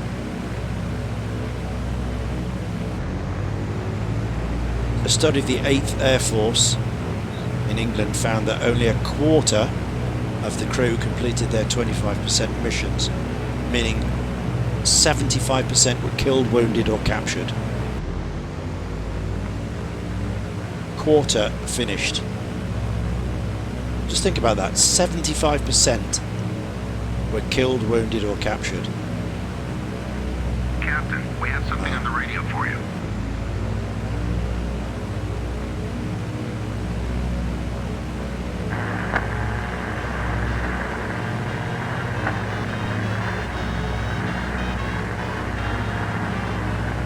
The arrival of long-range fighter escorts significantly improved crew survival rates. Some later missions seeing a 50-50 chance of survival, and even higher later in the war. I mean, later on it was 50-50. Later on with the other ones. Imagine the early ones, as it says there, 75% chance of not coming back. Jeez.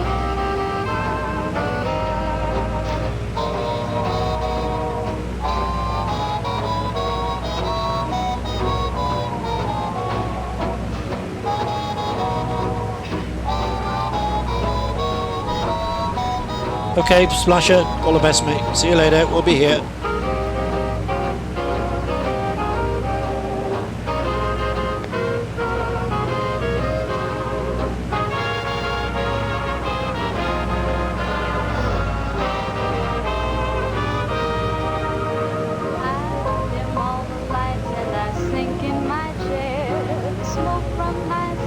Hello. Hello. What's up? Not a lot. Back again, lad. No, I've been here. I'm just not talking as much. For obvious reasons. Yeah. Someone said howdy in the chat. It's Dan's favourite person. Yeah? Who's in? The Fartinator. Yep. Who's the Fartinator? That's a rude name. Fancy calling yourself that?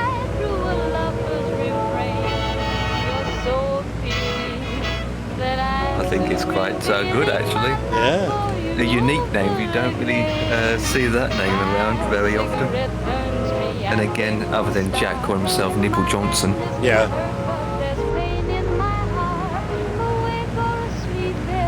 Oh, nice. Another Warbirds fan.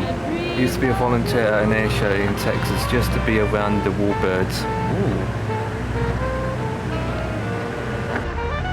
Oh. Very nice. What kind of warplanes did you end up seeing?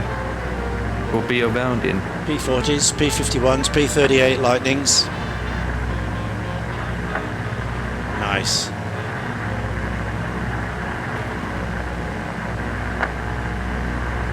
It's ETA, not ETA. Looks like we're getting out of range.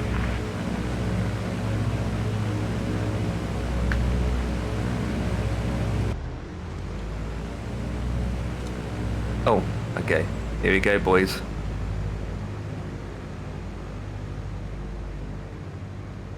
Uh-oh.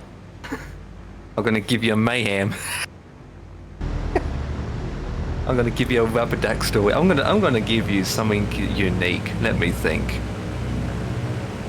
Hang on, I got a good idea. Okay, when I'm going through your airspace, I'll be talking like this. He's gonna hear the beep beeps like this. Beep, beep, beep, beep, beep. Yep.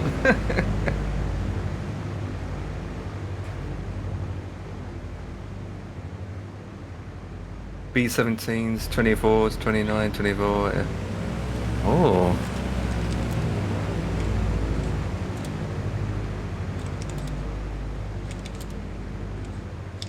Jokes on you. I can read and write most. What? What's beep beep twice then? I can see Daniel is doing SoCal.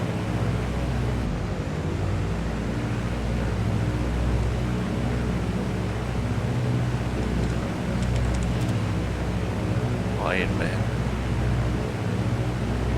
I do like Iron Man, that's a cool sign. So the furthermore, have you seen the steermen there any chance as well? Have you seen a steerman up close while you was there? I don't know if they've still got them around that area, but...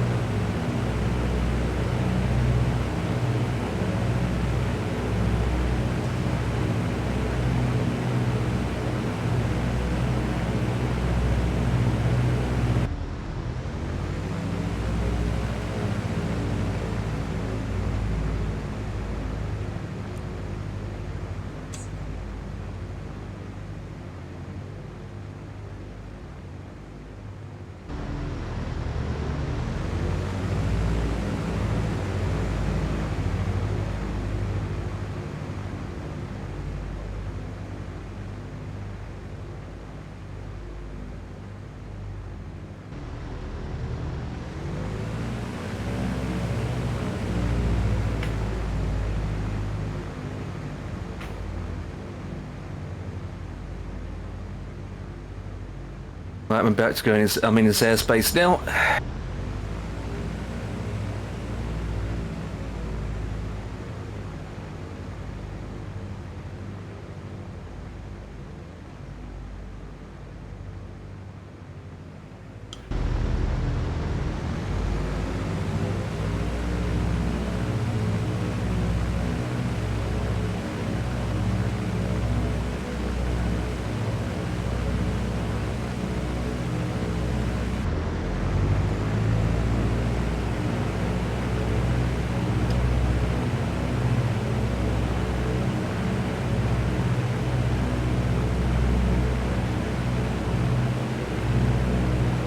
Hey, thanks for the follow. Kiki, baby.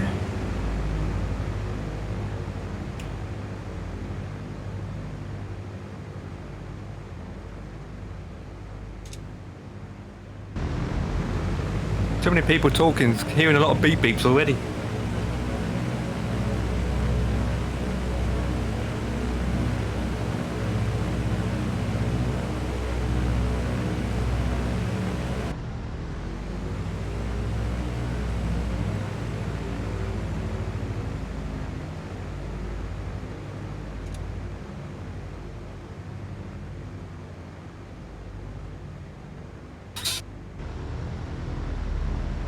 And birds are whistling.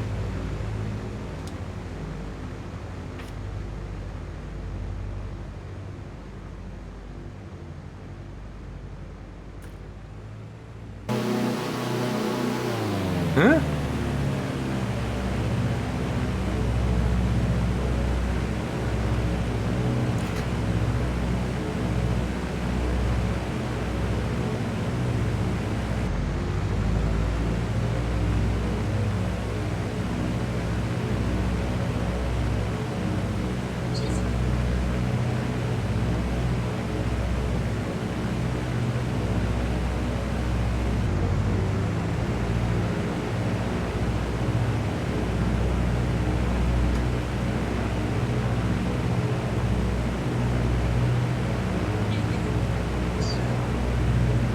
Don't know what one way I'm taking yet, but we'll find out in a second.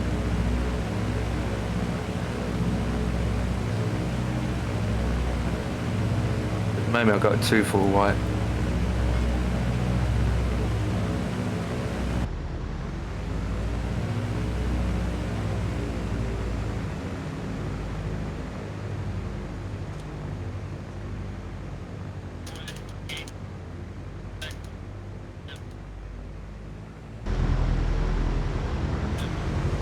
They've actually gone.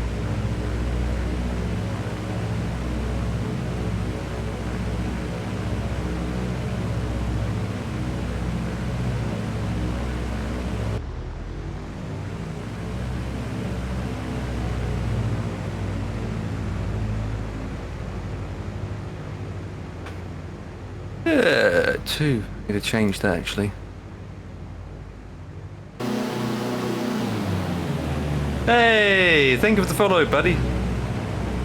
Appreciated. Welcome to the madness of the madness house with the evil laugh.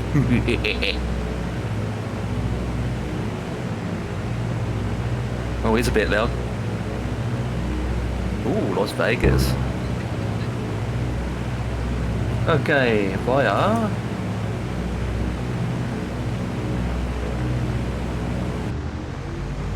I'm gonna put this in temporary, until I know what one where we until we know what one where we get, and then we can change it when we know what we got. That's the main thing, isn't it? My God, I'm sweltering in here. Me make this PC gonna have to go off in a minute, boys. Too warm with this. Alright. Too hot, lads. It's roasting them. I swear to God, I'm boiling, lad. This aircon's on and it's doing jack shit. It's doing nothing.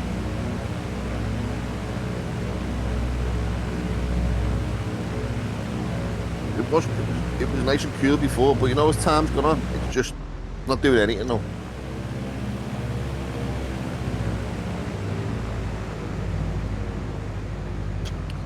And that's the hottest I've ever seen my GPU, 70 degrees.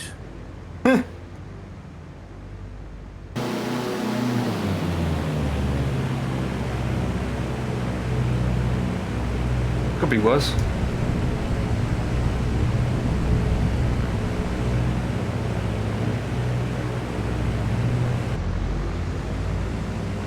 Jesus Christ, have you seen all these restraints? Holy moly.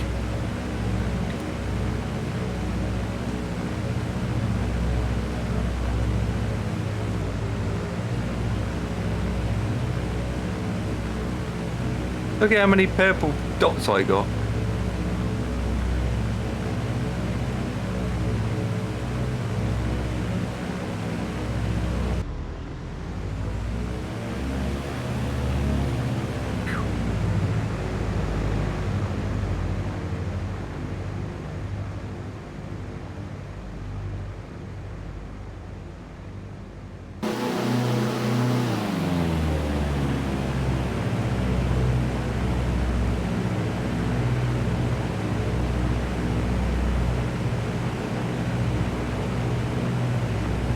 Kinda did to sound quite late. Step away from here for a minute, boys. I'll be back soon.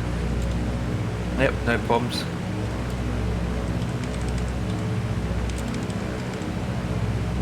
I need to go and get fresh air, boys. It's too hot. This is ridiculous. This. Copy that. It's like, oh my God.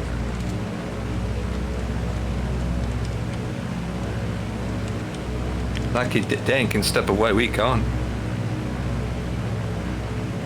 Busy flying over here.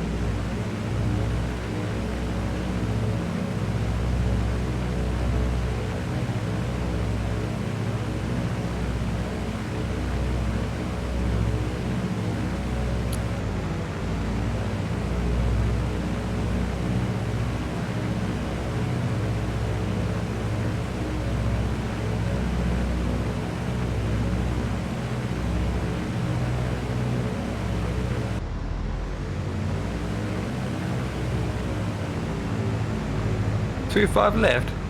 I haven't got that. Well, I do now. Can change.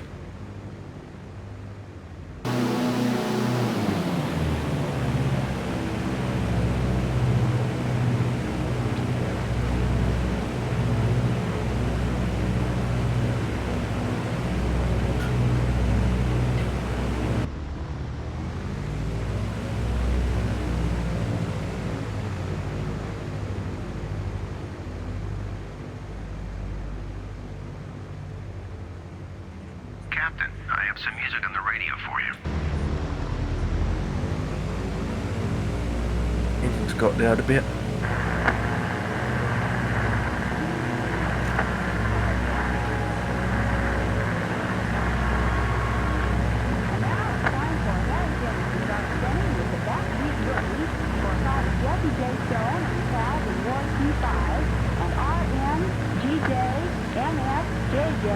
And their dog maps out Rio Rita at Navy 115.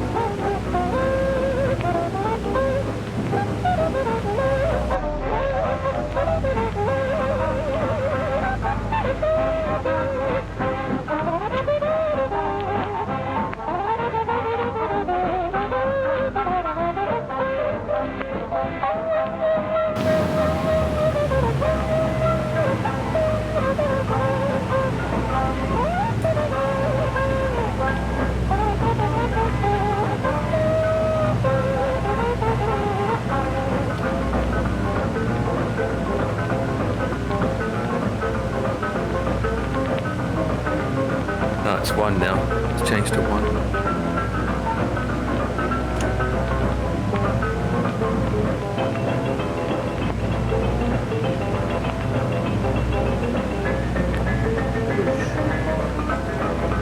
Changed to 1. 1.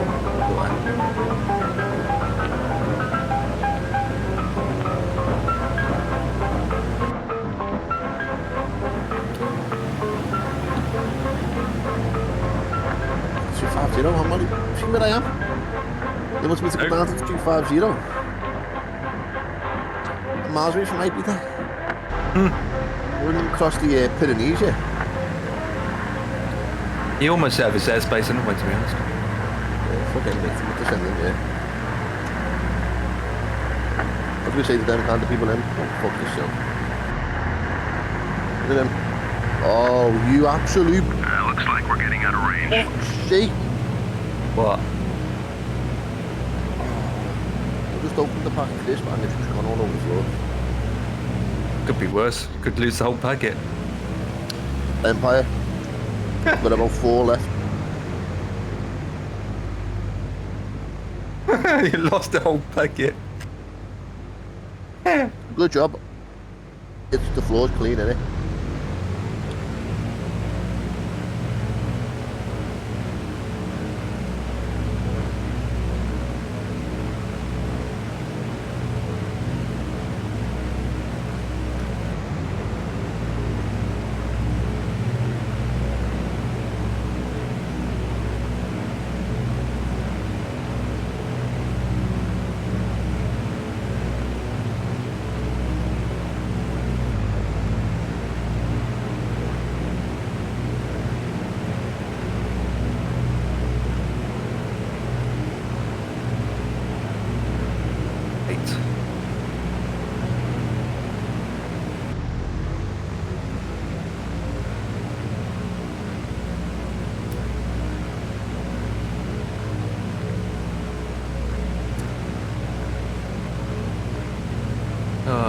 Almost there, boys. My TO day. And outside's like a desert.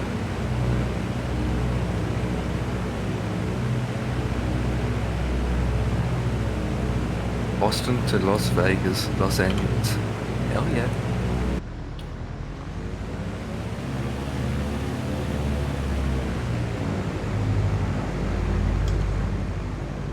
Got about 45 minutes to the bomb run.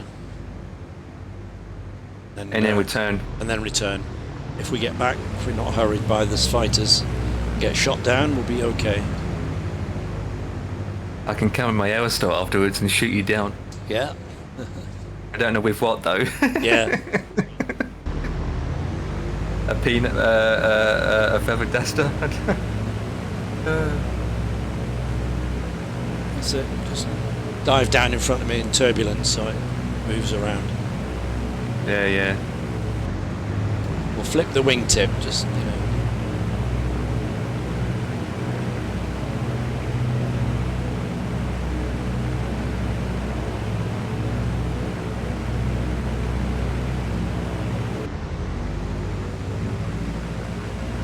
Okay, so come through the Cologne area.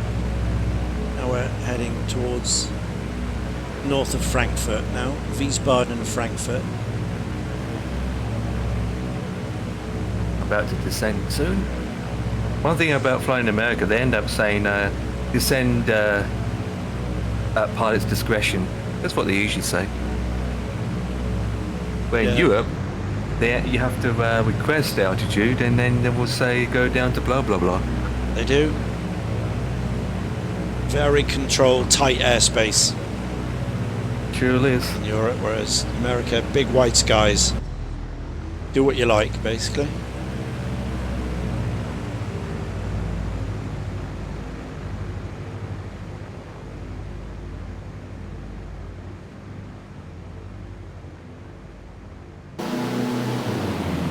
I'm descending now.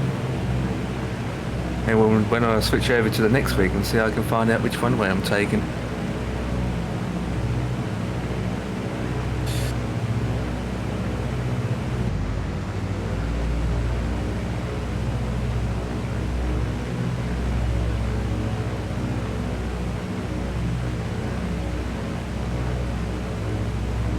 So Ian, here comes the long approach.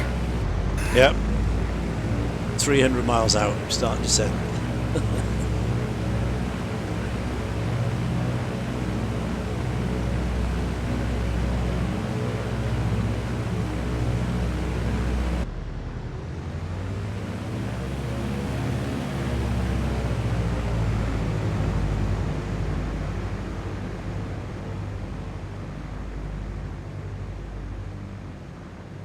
Yeah, I can control a change. Yeah.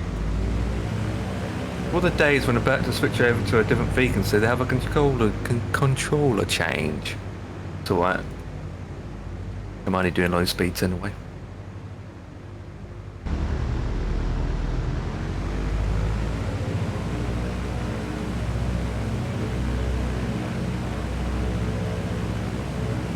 It's 9 o'clock. Changing around.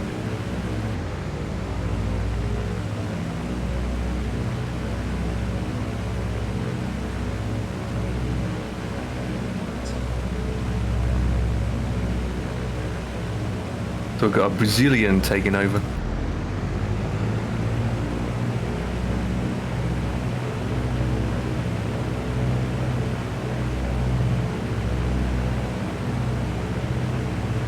Over Palm Springs now, guys. Ooh.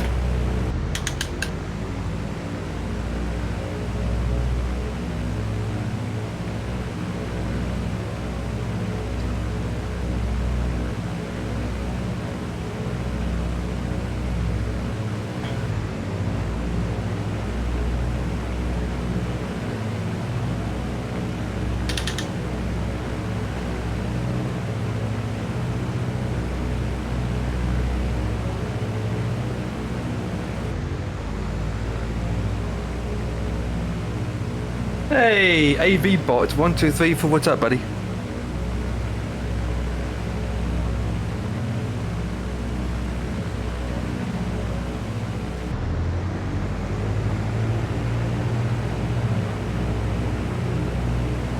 Well, I'm back now, boys, anyway.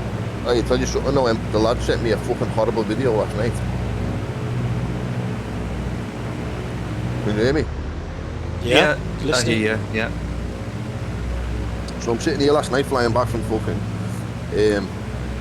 Krakow. Thanks for the follow, AV bot. Yeah, And they Krakow, phoned me yeah. to me, so I actually thought, mate, it was you messaging me back. So I looked at my phone, and it's not one of the lads in work. It's put it in the group though, this video. Yeah, yeah. And it's at the airport. So I'm watching it. Anyway, this fella, he's got no top on. He runs away from like this group of like ground staff that are on the ground and runs over to an aeroplane that's got its beacon light flashing. Yeah, yeah. Tries to climb on the engine.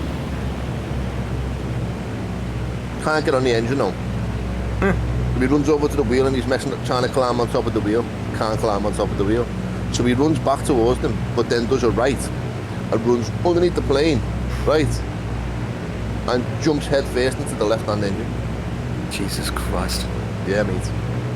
He's definitely shrouded into bits. Brown bread, mate. Yeah.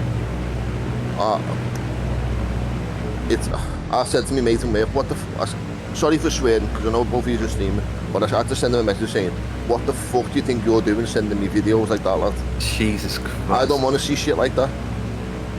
Don't want to see it.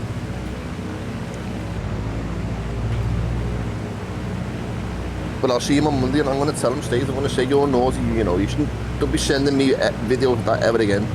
Yeah, yeah, yeah. I don't want to see stuff like that, man. Fucking hell.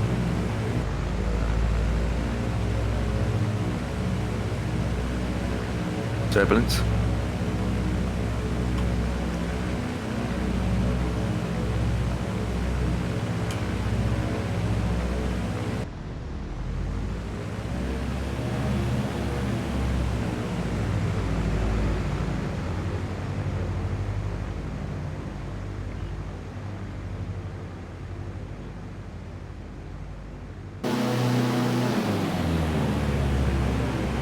I don't know about me, but I've been. I think ATC's forgotten about me.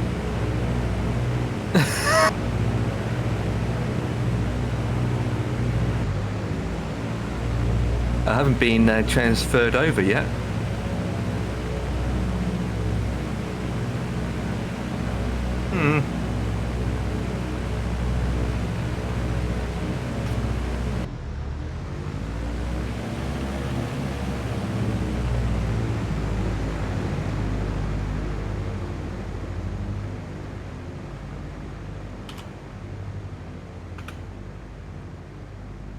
Oh, you stupid security bot, come on.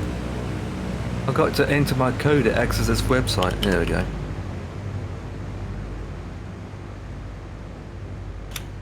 Do I insert this real quick?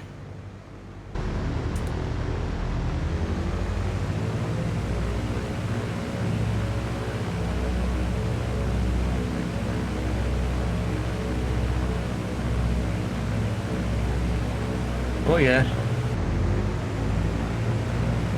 Got some turbulence, alright boys. It's only a big, nothing major. Stopped again anyway. Put the seatbelts on.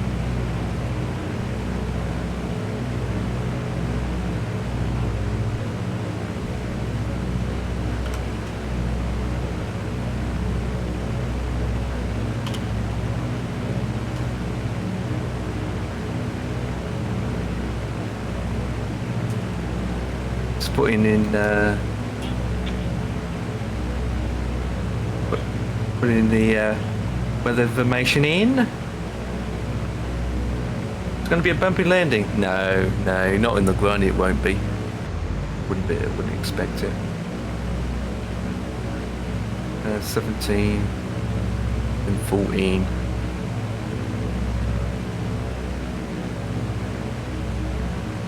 Am I supposed to be switching over to SoCal by now? I don't know what's going on.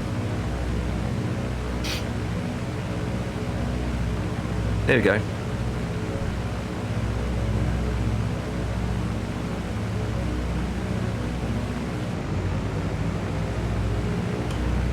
There we go. Weather condition looking fine for the landing. Absolutely. Absolute.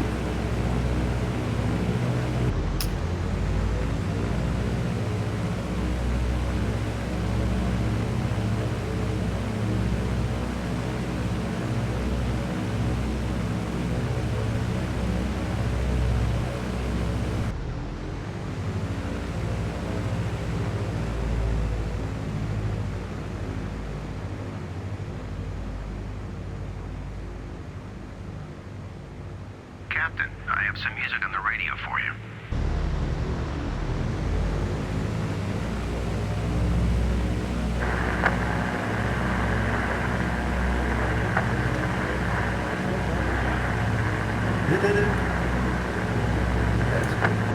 Right, let's go direct.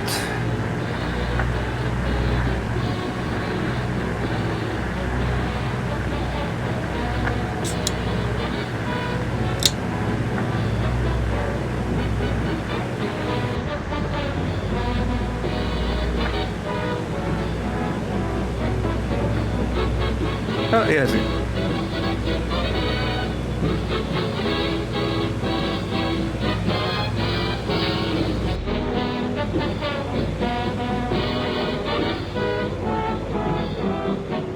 Right.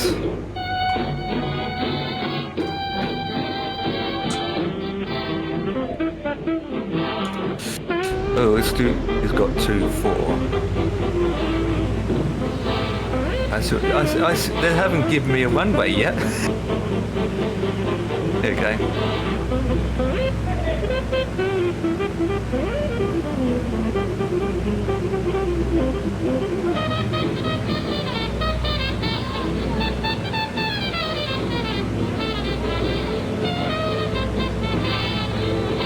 Three 5 left, yeah.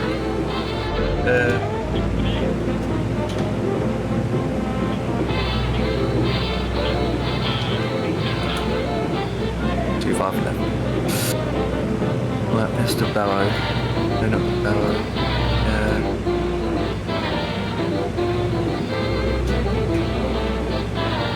That you.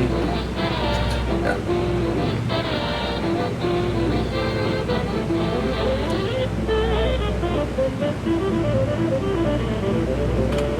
Bad up.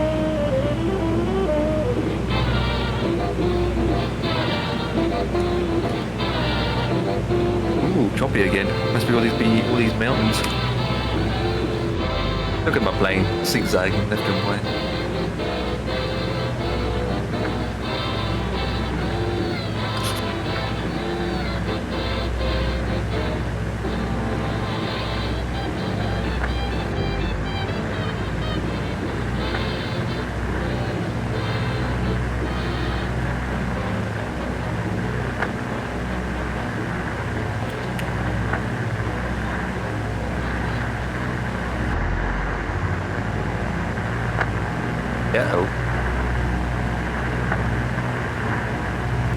Looks like we're getting out of range.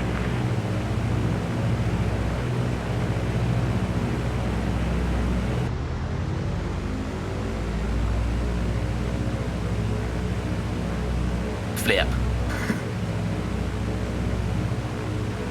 Someone's used the wrong one way.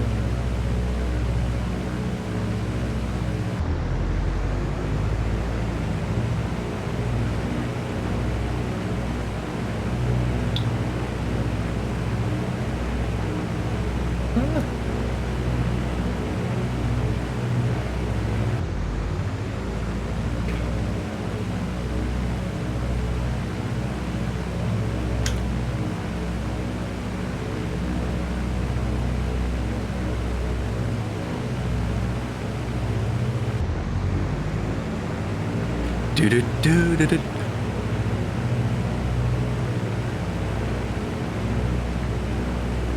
Too many voices.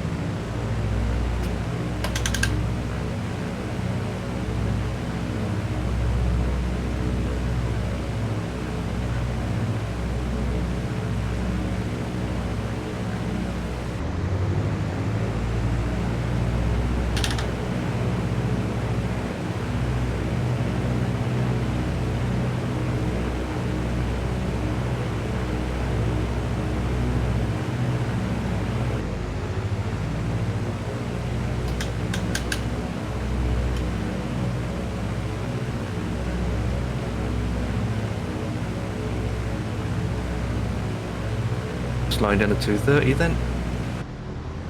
There's some charts anyway.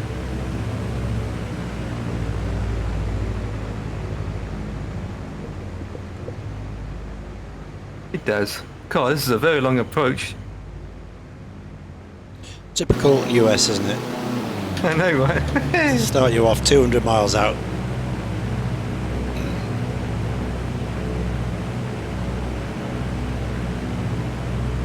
Slow speed as well going down.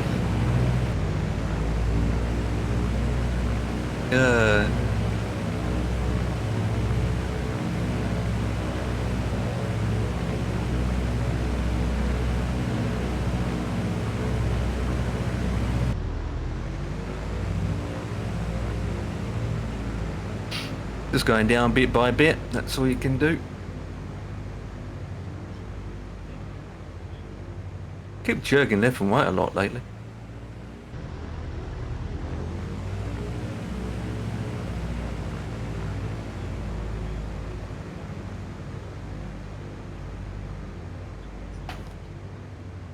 Well, I can see Los Angeles now.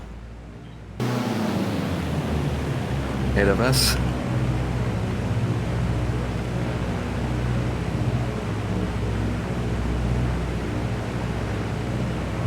Los Angeles.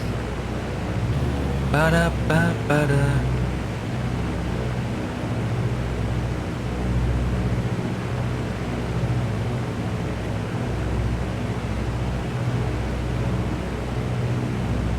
Got a Airbus A350-900 in front of me.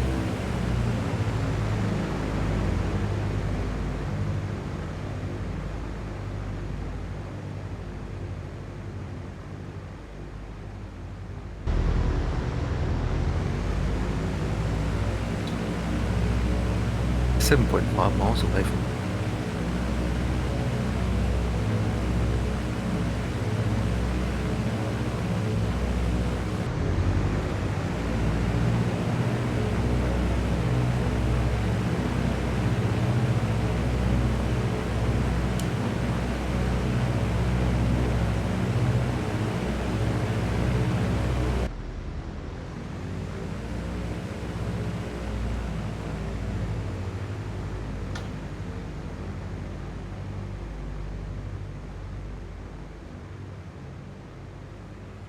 Uh-oh.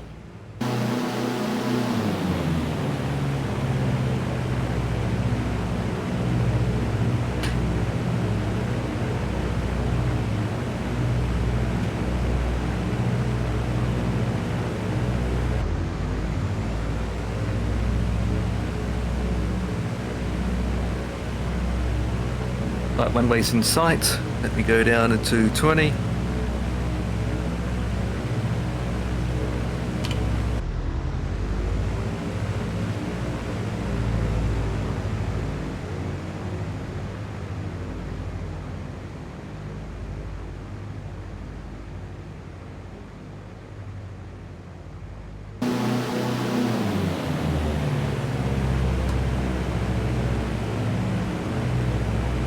What let me do is add that, add that.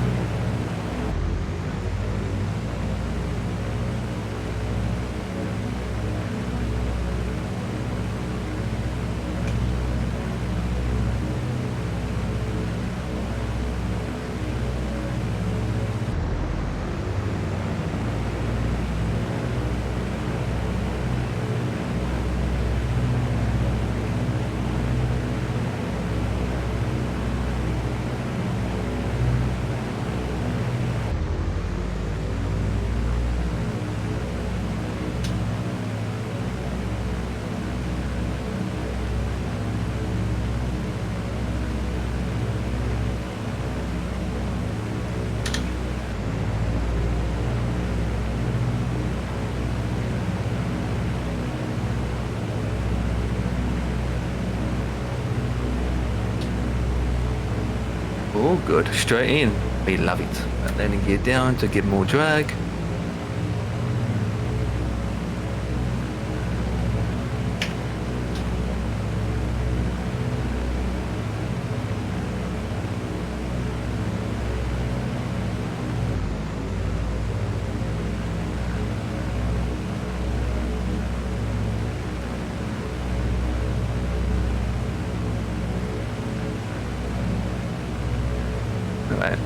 go easy, does it? Don't know where I'm going to park, but it's a long taxiway, I know that. Got to hopefully get off at Hotel 6.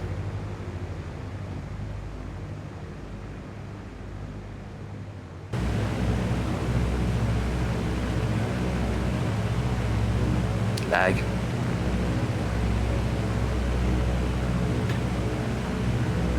Fucking.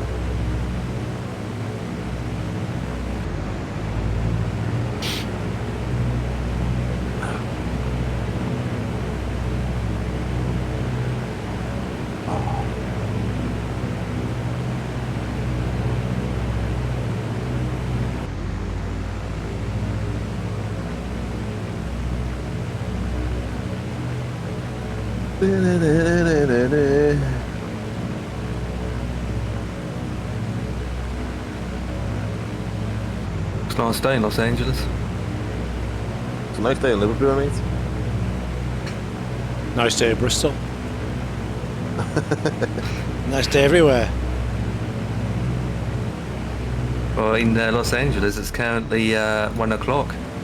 I was looking on Windy earlier on, though, boys, yeah, and we had, it was, I don't know how true it is, but it was showing that we were the hottest, you know, across the country. In Liverpool. Yeah. I was looking at the temperatures. Why is it not showing it on this now? Yeah, we clicked that. Okay, so the hottest at the minute on Windy is saying a place called Newtown in Wales. Yeah. They're on 29 degrees. They can keep it. Earlier on today, we were on 31, and the rest of the country was like 28, 29, 30. It's 29 here in Clevedon now. Just have a look at the thermometer outside. Yeah, it says, I'm just looking on Windy there now, Ian. Bristol says 29 degrees. 29 it is. We're on 28.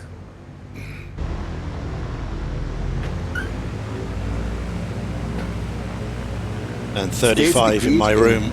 Currently it's 35.1 in my room. It's 30 degrees in County Wicklow in Ireland. Oh yeah. It's 50 degrees on my bum, I can tell you that now on the seat. Empire, you got the coolest, mate. You're at about, it says here, 16 degrees. Whoa, crosswind. Well, Boston, Broughton, Loftus, whatever that is. It doesn't look like it's far away from you. Really? They're cooler. It's cooler over there. They're getting the sea breeze, like the North Sea. Oh, bad landing. Yeah, we're Looking too much. we're better than Los Angeles. Los Angeles is now 25 degrees. And we're 29, so we're hotter than LA. It's bizarre, isn't it? Freaking bizarre, mate. Yeah.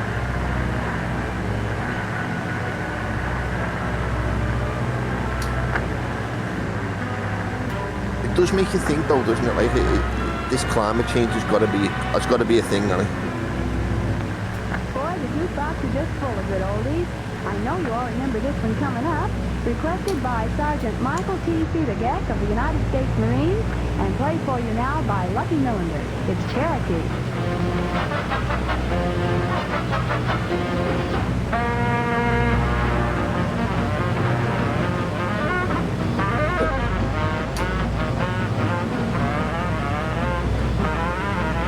People are paying major money to go and get this, though, boys. So let's just enjoy it. You know what I mean? People are paying money to go and have this.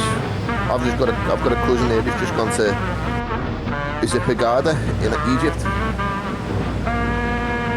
He's took his girlfriend and his 3 kids, and I think it's just cost him nearly $5.5 grand. Jeez. I feel sorry for those guys. And look what we've got here. Who went for the weather, and here we're what we've got. Exactly. Absolutely. Exactly. Yeah, but it's unusual, as you say. You know, when they book this 6 months ago or more in the middle of the winter, who'd have thought we'd be, you know, at 29 degrees and Los Angeles is only at 25. No one, mate. No one. you reckon there's going to be more of these little mini heat waves, don't they? Yeah. Should the rest of the summer, do you reckon there's going to be another, like, it's going to cool down and it's going to pick up again and then cool down? You might get another, like, 2 or 3 heat waves through the rest of the summer, like. I'm not complaining about that. It's nice. It's just nice when you're not in work. Yeah. It's not nice when you're behind that wheel. I'm not gonna lie, and I'll keep on saying it, but it's not nice when you're behind that wheel at that push. I'm telling you. Got to feed the 2 cats and government then I'll be back. He takes him to a gate, so. Ridiculous yesterday, mate. And I mean ridiculous. It's the point I've got people coming to me saying, can you put the aircon on? Air conditioning?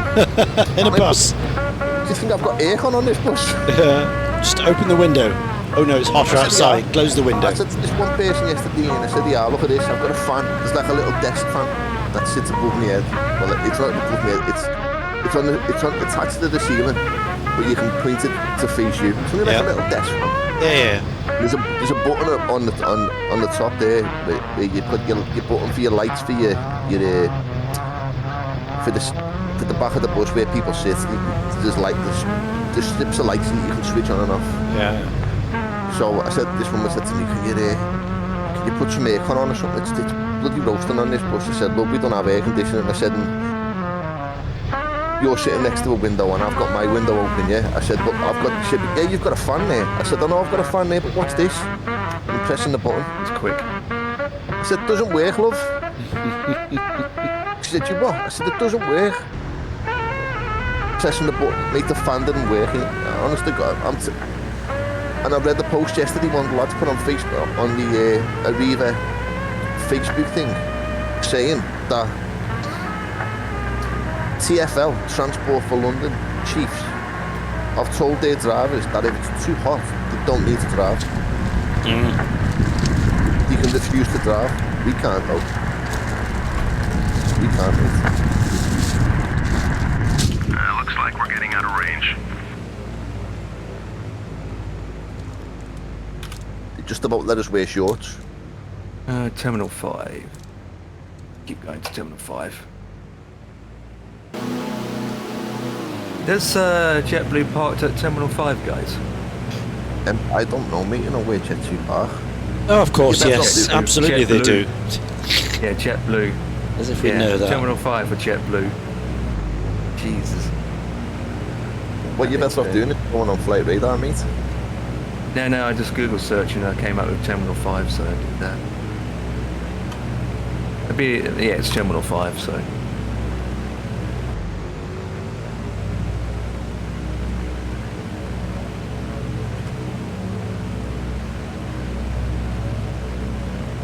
Terminal 5, baby.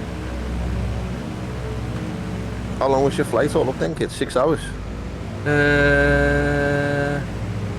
I just stopped the chrono clock, but it was around 6.5 hours. Yeah, so it's long, mate, isn't it? Yeah, about 6.5 hours. If you look up my account, you can probably say connected for about 7.5. So 6 hours, 48 minutes. 48 minutes, 6 hours, 48 minutes, yeah. That's how long you've been online for. Whether that's how long you've been flying for, I don't know. But you covered the distance of 2,264 nautical miles. Yep, it's about 45 minutes longer if you went to Las Vegas. Coast to coast, innit? It is, if you think about it, it is. Coast to coast. It's just as long going from oceanic crossing, isn't it?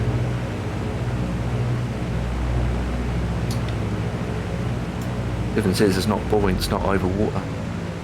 Again, you're only going through one country. My intention was that they carry on with my flight, mate, from Vegas to Hawaii. Yeah, that's a long flight. But you know what, mate, I just couldn't bring myself to do it, like. It's just too hot. And that's a long flight as well. Yeah, it is too hot. I need to do it.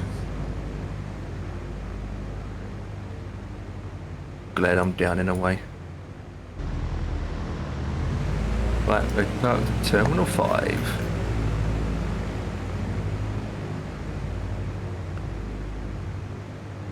That's where I believe we should be parked.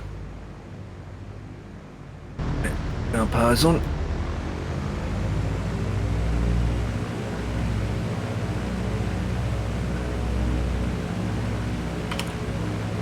Fancy some trucking tomorrow then?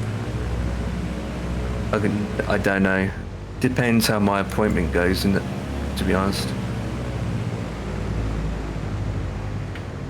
So, just have to wait and see. And we could do that, but the difference is we have to finish about 9, don't we? I mean, well, make it 9:30, but you've got work in the morning, so. I'm not really. I mean, finish when we finish. Yeah, I mean, Jack and I did it on Saturday last week, didn't we? Yeah, I know. And the soft dollies here forgot all about it.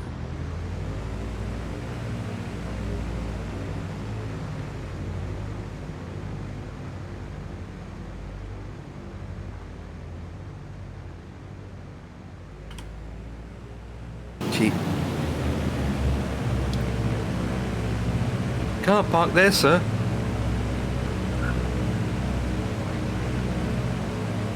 Just realised they gave me a gate in the first place. 55, not 53.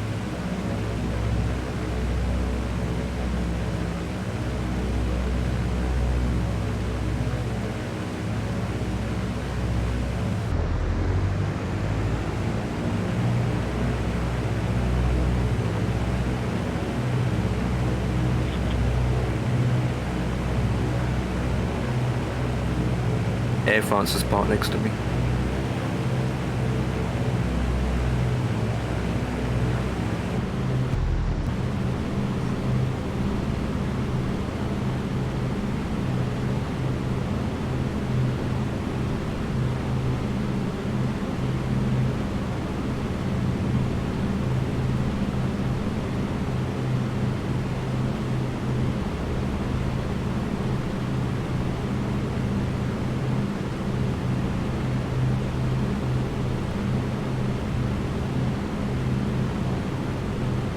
Someone done a decent flight from Heathrow to Los Angeles.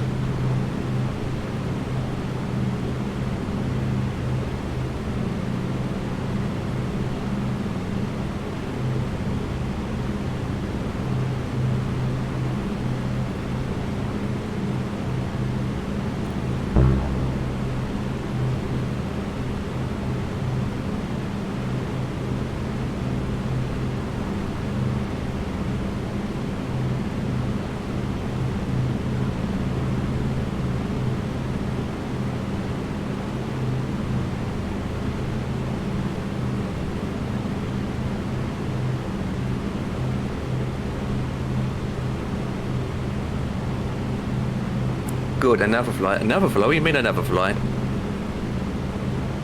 I'm not doing another one. That'll be it for me. One single flight today.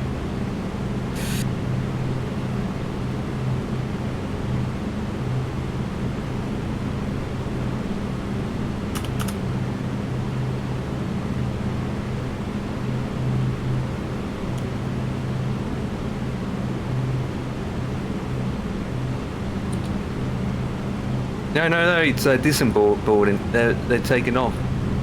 They're going off. They're walking off the plane. We just got to the gate. They're walking off the plane now.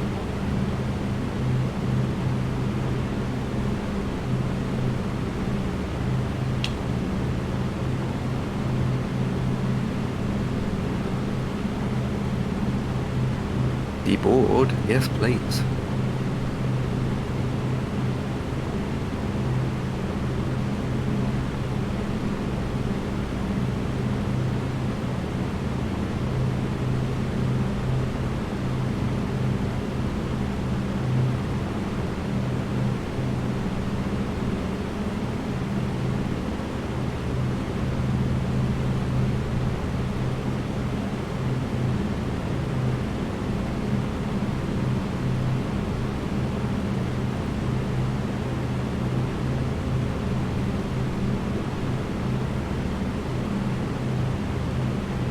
Yeah, absolutely. I think she needs a break though.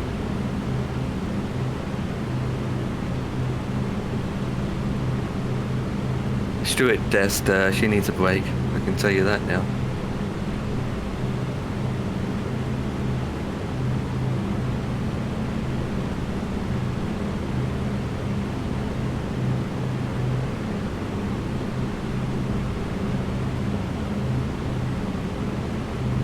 Scottish controllers now streaming with Oakland Tower, Oakland Approach, and Oakland Centre.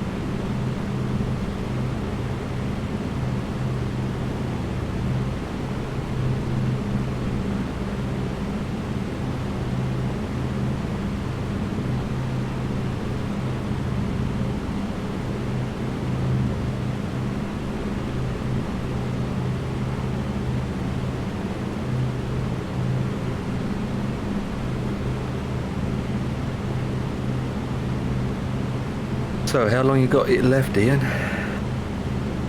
On the way out, I've got about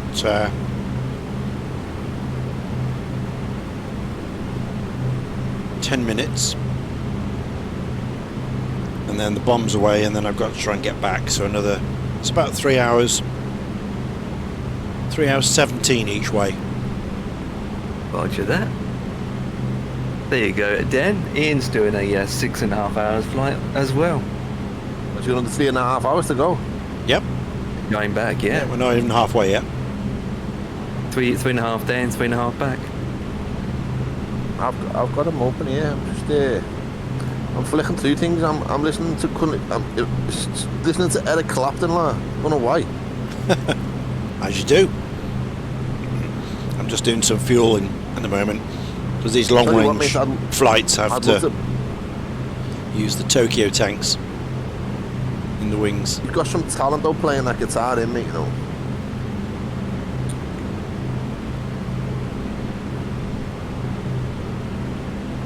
Telling you, man. I imagine being able to play a guitar like that, mate. It's crazy, mate, you know.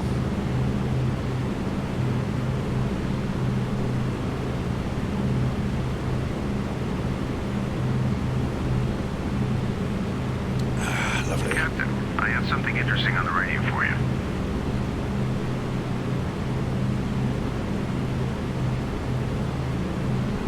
There used to be a flight sim.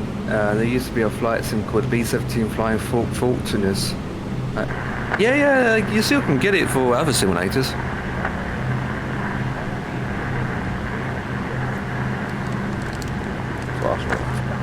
Find a decent B-17 nowadays in the flight sim other than P3D. It's hard to get. Come by. As a treacherous attack upon Pearl Harbor by Japan, and at the subsequent declaration of war upon the United States made by Germany and Italy. For my part, I say quite frankly, that in those days, after our long and for a whole This year one you can get is from A2A AccuSim. I could not repress in my heart a sense of relief and comfort. At 30 miles to run, so Bombardier, you get in your position, please, and I'll hand it over to you with about 5 miles out, and you can control it from there. What's that B-17 Flying Fortunas simulator done back in the 90s or something? I think it was early 90s when that came out. An hour, as I believe, Can't remember. full of hope and glory for the future. The experiences of a long life and the promptings of my blood have wrought in me the conviction that there is nothing more important for the future of the world than the fraternal association of our two peoples. Okay, that's it. Everything's all disconnect. Track down AVAO. He's still got the disc copy. Wow. So in January, better keep it. Don't lose it. I had that feeling of comfort.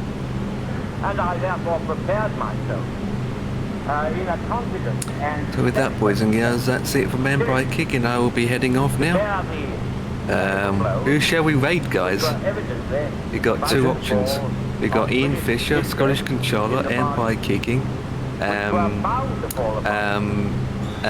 Kicking Empire, just Empire, or Empire Kicking. Or Dan the man. He's flying. That's true. He doesn't see me, I don't see him. I know he doesn't. I've tried it, but it's just too hard. Too hard? You just press a button, go. Just press one button. I know, OBS, I don't know how to go live. It's setting it up, mate. I don't know how to do all that. The Japanese have seized the land Right. and islands. Well, That's you a click a shame. lot of them. The lads have tried to help me and all that. They've all tried to help me, and I just can't do it. Too many buttons. With Dan It's too to hard. click. It's too complicated setting it up, man. With all these in the Malay Peninsula bloody overlays and all this kind of stuff, and no, I can't do it. Military disaster. It's complicated, man. Generate the large military disaster. I'm not computer savvy, boys. I've got no idea about how these systems work and all that. I just press the button, if it works, it comes on. That's good enough for me. And all this and much else has to be repaid.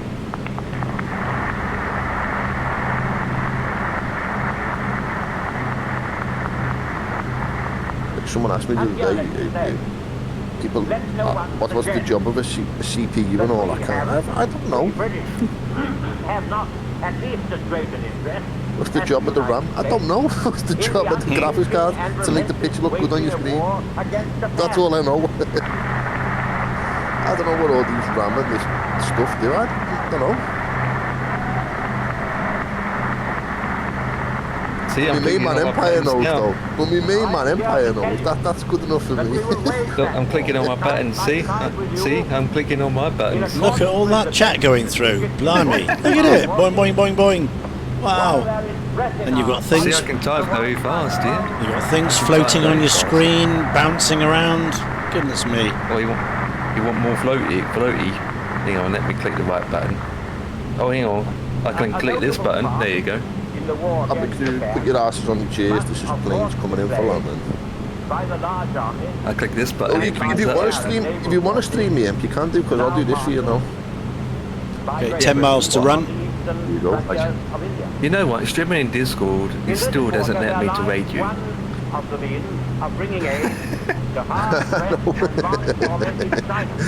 Yeah. Dan streaming on Discord, guys, but I'm gonna raid Ian because I can't raid Dan. Oh my god, that's awkward, isn't it? I'll just share my screen now. Okay, open the bomb doors, please. Oh boy, anyway, with that, I'm gonna send you guys over. Appreciate it for watching. I really need to stop talking because I'm making my mouth worse. Good night, chat. And with that, I click another button to go over all my other buttons. So there's the factory just there. Just on that river. That was where the Messerschmitt factory was. Just there. Oh, and then So we've got a good view I've of got it. another button. And I've got another button to click. When you drop these bombs in, will you see the explosion, like? You don't want to see the explosion, you see them disappearing from the aircraft. Drop human beings And it instead. reflects it, the A2A reflects it in the weight, so it jumps up. You know, you can gain 1,000 feet quite quickly when you lose the 6,000 pounds of bombs.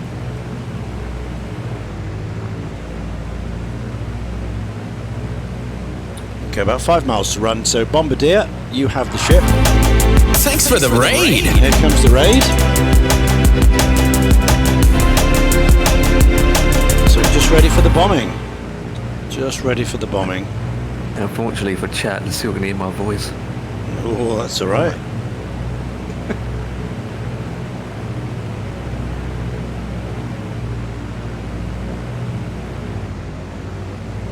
Okay. Oh no. Missed the glass look because I'm too busy messing around. Up Here, in. down. Well, I'm Muppet of another Muppet. Yeah, I'm a Muppet, mate. I've just completely snookered this approach. I'm way above the clouds. Okay, stand by. Not too bad from there. Steady. I Steady. can catch it, I'll try and catch it.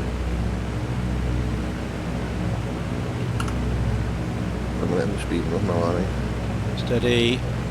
Be able to catch it though. Left, left. Steady. And I can't speed up. decide whether to sell my Indian Go. for a Harley or not. bombs away.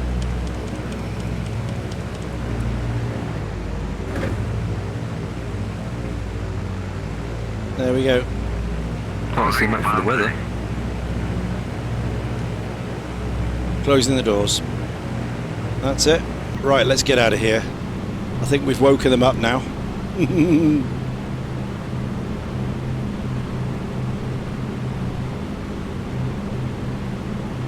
Battle of Britain, air film was on the telly this morning, or this afternoon.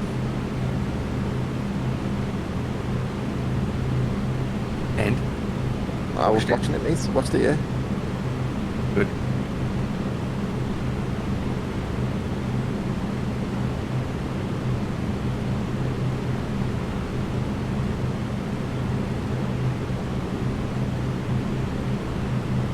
Being deaf for the rest of our lives, them fellas, mate.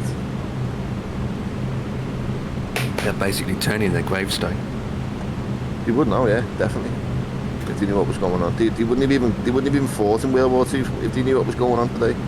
You would have said, what? Because in 60 odd years, 90 years time, it's going to be like what it is today. And we're fighting for this country, mate. It's like now, I wouldn't, if we got called up to go to war, mate. I've said to my dad, you're breaking both of my legs. I'm not fighting for this country. No way on this planet am I going to fight for this country. I will literally let somebody break me legs, mate. And arms. No, just my legs. Just break both of your legs. That's what you need. Somebody just snap your legs. I wouldn't fight for this country, mate. I wouldn't. Not in a million years, mate.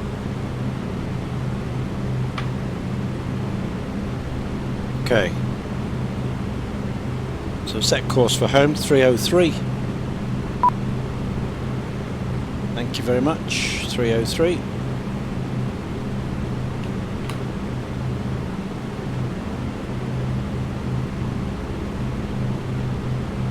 Back to Coulter Shore, 303. That's what we need.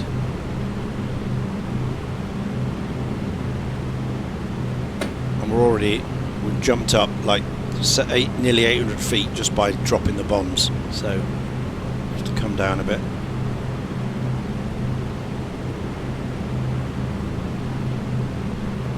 Can I ask you a question, lad? If you're still there. Who? You, ask you a question. You know, is it a GSX profile that makes your passengers walk to the terminal and not get on that bus? Yes, it does, yeah. It's got to be a GSX profile, though. Because every single time I park up on a remote stand that's close enough to the terminal, I think to myself, you could just walk to the terminal from there. But Yeah. And I'm like, what the fuck's the bus here for? Yeah, it's the profile that you need to get for that airport. So yeah, it's down to the profile.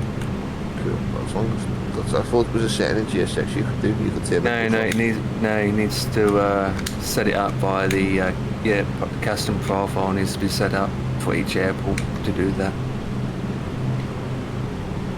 I wouldn't be surprised if someone made it up anyway on flightsim.to already. Probably, So because I know you can do it your own, you can do it yourself as well if you wanted to, but it'd take too long. that's just not in my league to do stuff like that, mate. The bigger the airport, the longer it takes to do, doesn't it? I'd love to be able to have the time on my hands to be able to make a plane for this, mate. So if I had the head on my shoulders to be able to do it, mate, I think that'd be a boss task to do that, you know.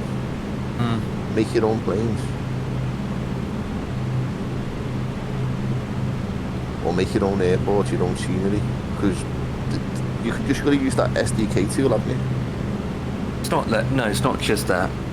You need other programs to go with it. Because SDK doesn't supply the Photoshop, doesn't supply the model matching stuff, not the stuff to make the models with. SDK tool helps you to do those things, but it doesn't help you to make it. Like for example, if you want to place it, it helps you to place buildings where you need to place it. However, you need to make that building.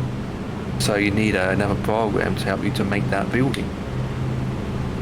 But then I know that some people just end up going on flightsim.to and or other websites and downloading a ready-made building anyway.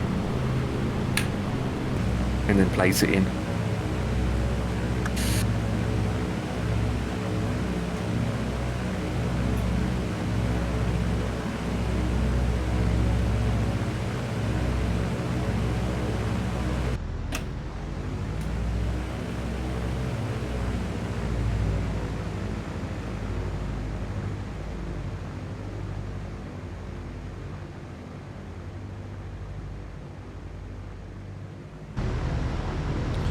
Right, so the return begins.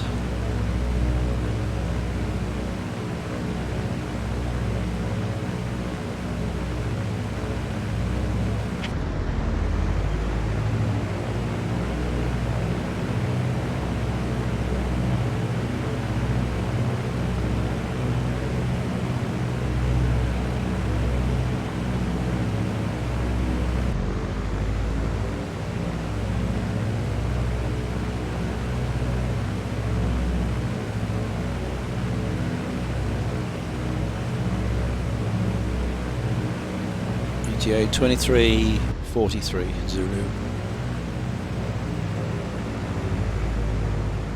If we get back without being shot down.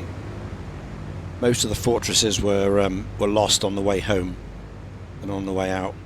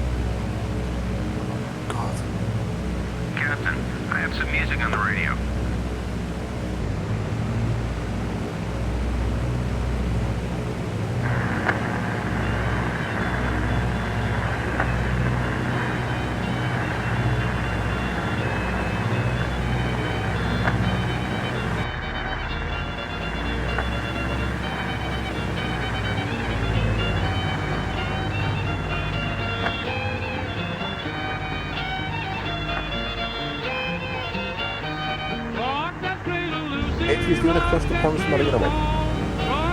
Who's doing it today? Mile for mile. On 2020. Oh, I'm turning forward then. I think if I just flying a 350 because it's just 34. 350, you can use that in 24 as well. Yeah, but it wasn't crashes, isn't it? Yeah. Where's he off to then? Heathrow, let me guess. Ireland or somewhere. I think it's Shannon or somewhere, you know. To Boston. I couldn't say yet, I couldn't say no, I'm not too sure.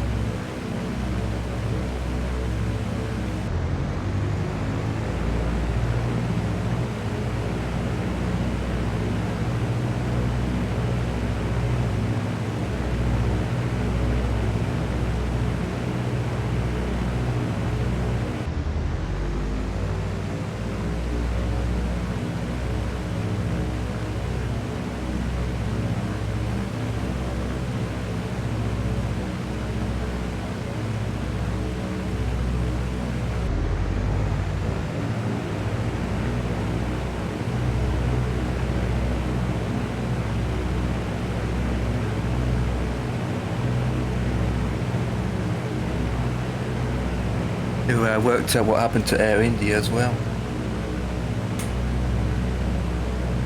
Has there been more updates on it?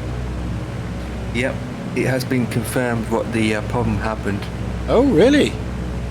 Yep. What was it? There's nothing wrong with the aircraft after all. It's pilot. Oh, right. Okay.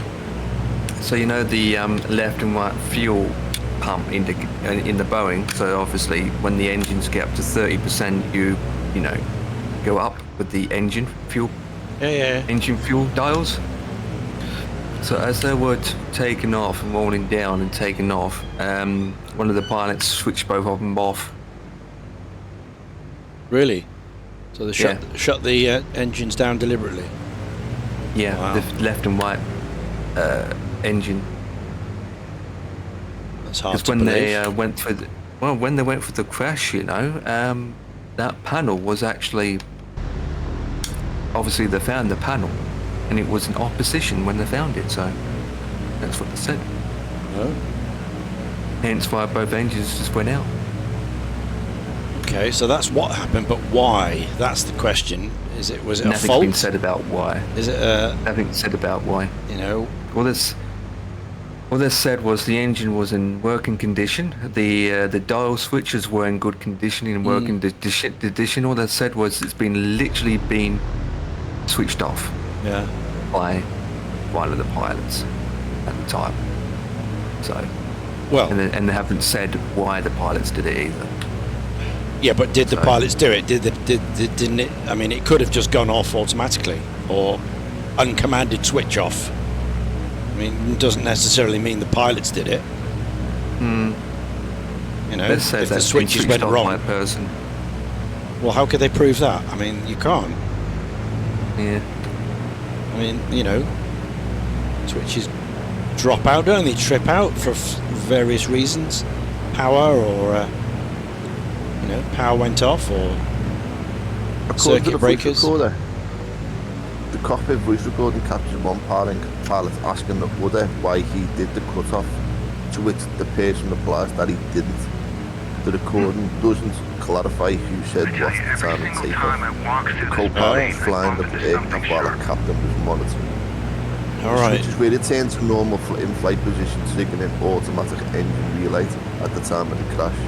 One engine was reigniting thrust while the other had relit but had not yet recovered power. So, you know what, mate? It's all speculation today, isn't it? But yeah. Well, that's interesting that the cockpit voice. So one person says, "Why did you do it?" and the other person says, "I didn't." Yeah. So in that case, there's The Guardian, right? The Guardian. Have you heard of the Guardian? Paper, yeah. Yeah, it says, the title says, why did he cut off the switches? What report on Air India Flight 717 crash? So all the reports saying that, why the cut-off switch has been cut off? Why something? I mean, who knows? It says, yeah. I'm just reading on the BBC, mate. Yeah. Yeah, so they know what happened, but they don't say why. They can't tell. They also said that it could be switched off by accident, but obviously that's not the case. Before boarding flight Well, it could, couldn't it? Both pilots are cleared past breathalyzer test and have been cleared fit to fly the report. Says the pilots based in Mumbai had arrived in Ahmedabad the day before the flight and had adequate rest. But investigations are also zeroing in on what they describe as an interesting print of the report. It says on December 2018, US Federal Aviation Administration issued a special airworthiness information bulletin highlighting that some of the Boeing 737 fuel control switches were installed with a locking feature design. While the issue was noted, it wasn't deemed an unsafe condition requiring airworthiness directive, a legally enforceable regulation to correct unsafe conditions in a product. Same switch designs was used in a Boeing 787-800 aircraft, including Air India's VT-AMB, which crashed. As the SAIB was advisory, Air India did not perform that recommended inspection. Oh. Mr. Punky said he was wondering whether there was a problem with the fuel control switches.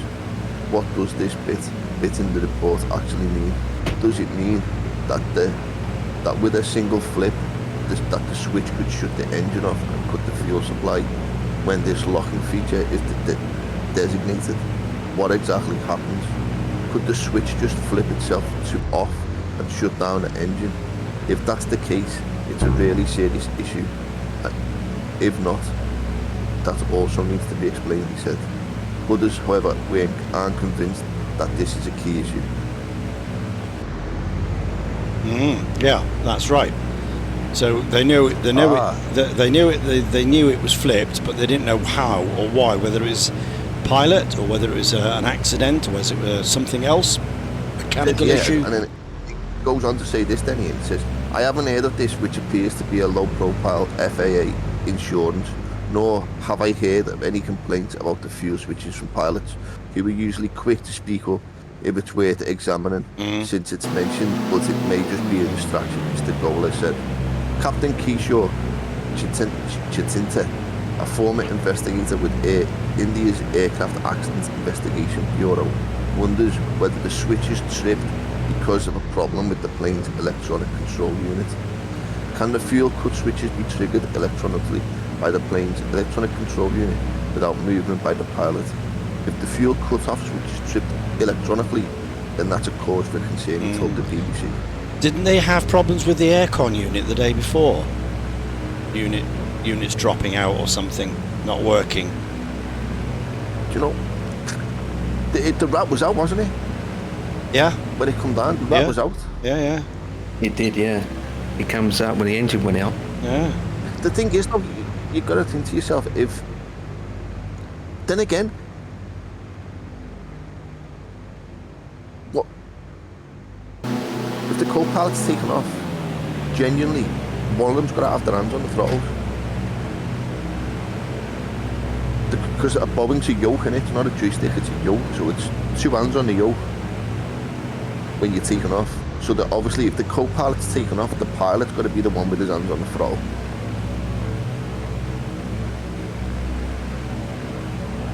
Yeah, we just don't know. So, so the only person who could have knocked them switches is the pilot, if that's the case. Because if you watch videos on YouTube of a plane taking off, the pilot flying is on both hands on the yoke. Yeah, so the co-pilot, and it's saying the co-pilot was flying. Taking off. Yeah. So he had both hands on the yoke. Yeah, so it was the captain. pilot put his hands on the throttle. Because I watched the video a while ago when it said the pilot, someone's always got to have their hands on the throttles on takeoff. Ready for any rejection or anything. Yeah. Until rotation. And then you can lift hands off them, can't you? You can just go pump, autopilot on, auto throttle, chill out. Yeah. It's crazy, mate, isn't it? It's just heartbreaking for the people that have lost their lives on it, you know what I mean? Yeah. I hope they get to the bottom of it, but it sounds like they won't. From that it doesn't report. sound like they will, does it? No, I mean they knew what happened, but they can't answer why and who, whether it was a malicious act or an accident or a genuine mechanical or electrical fault that shut the things off.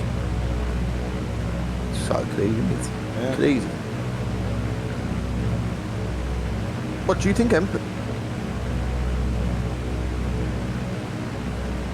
Is he gone? It's 10 o'clock, he's probably gone.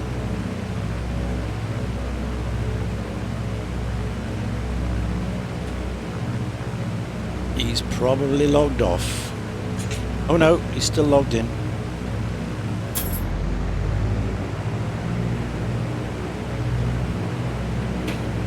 Well, he's putting his bits and bobs away, won't he? Yeah. Throttle away, away, all that stuff,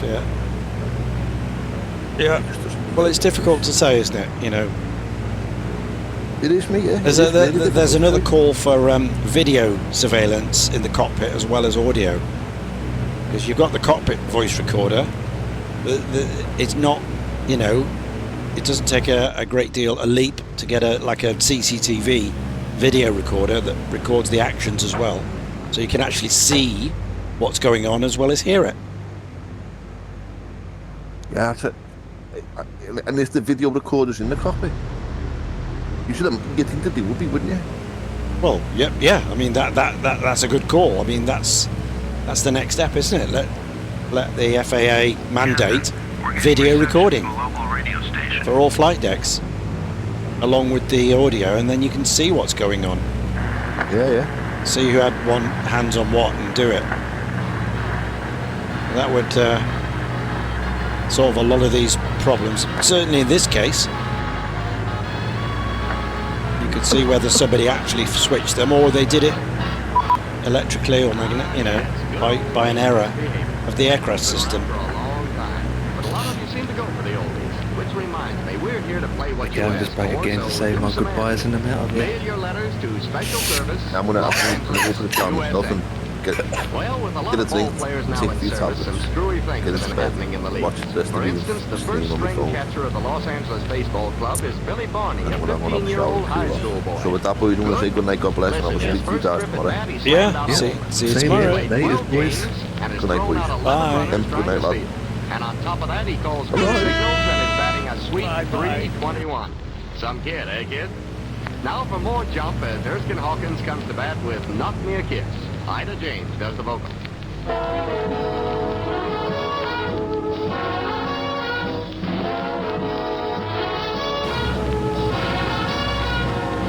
I like cake and no mistake, but baby, if you insist, I'll cut out cake just for your sake.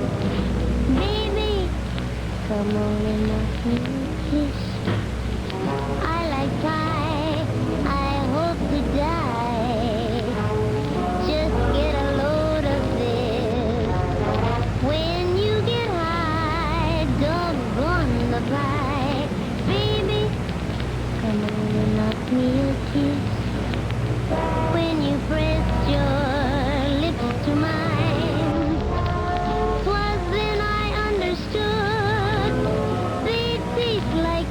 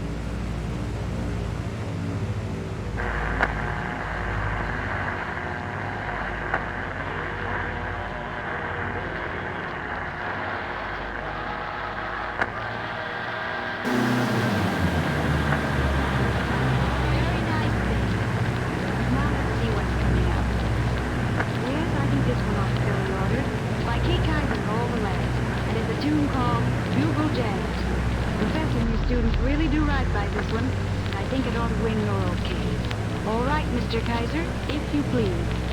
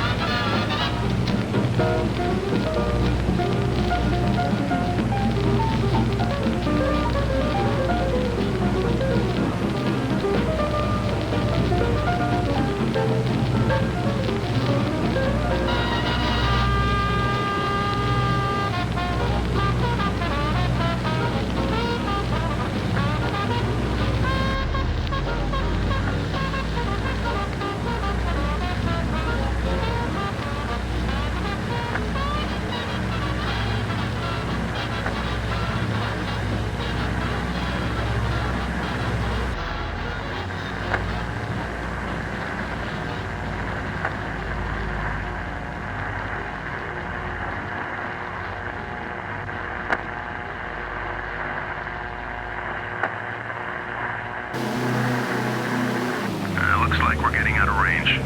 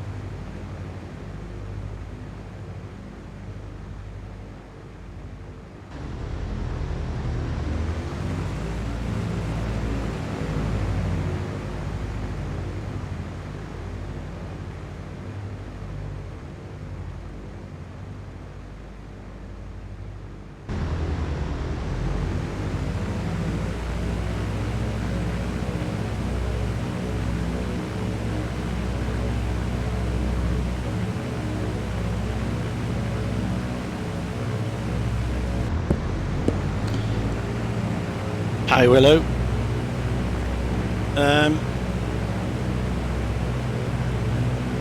It did vary.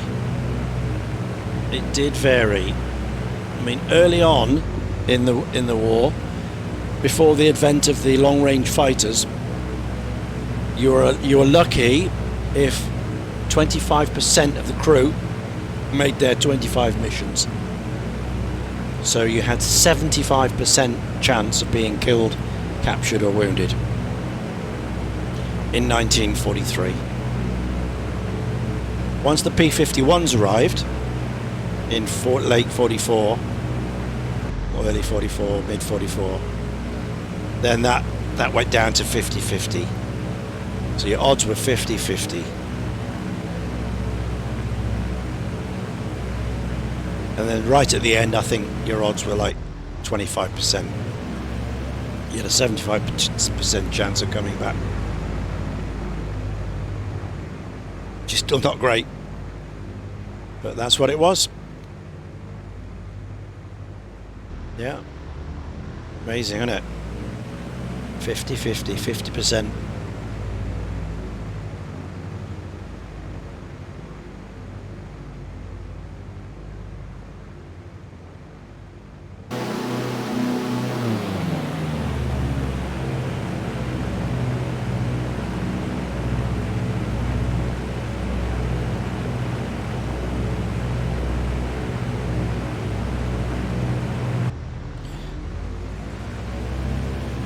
So this aircraft is heaven sent. It was an actual B-17G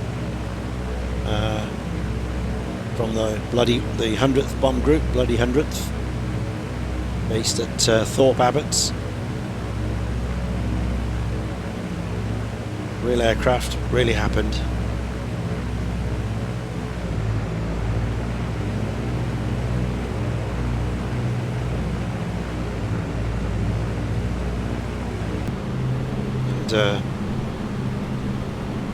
She made it through.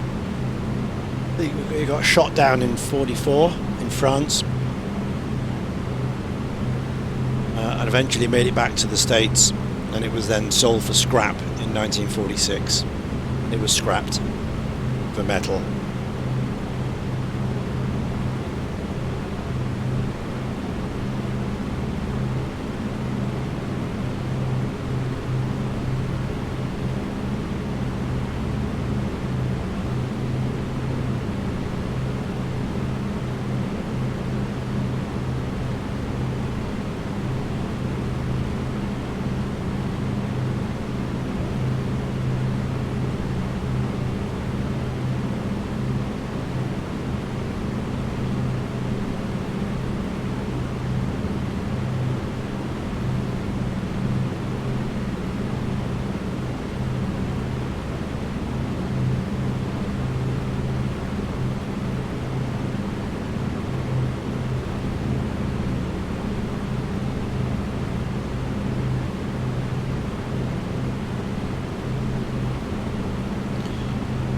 Yeah, you don't know what, I mean, obviously you know, they were facing annihilation.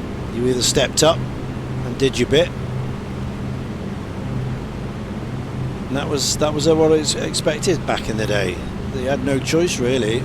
That was it. That was you.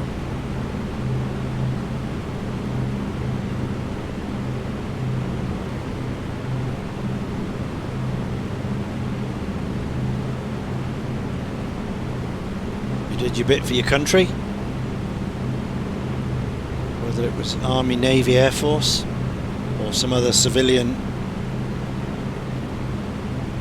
area, but everyone was involved in the war effort, wasn't it?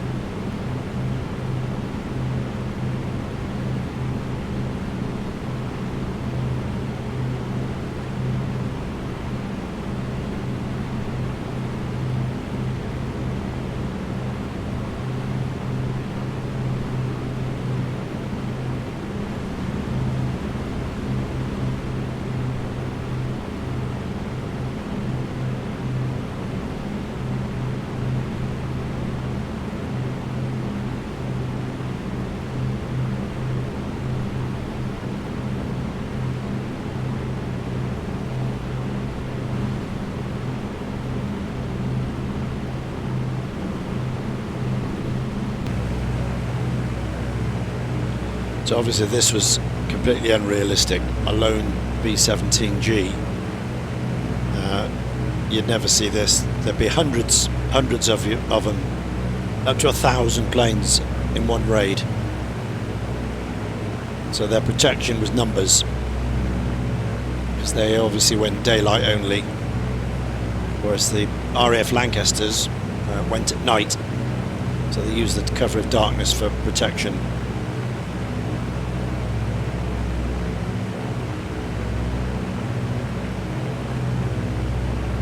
Whereas these guys used the numbers, power of numbers.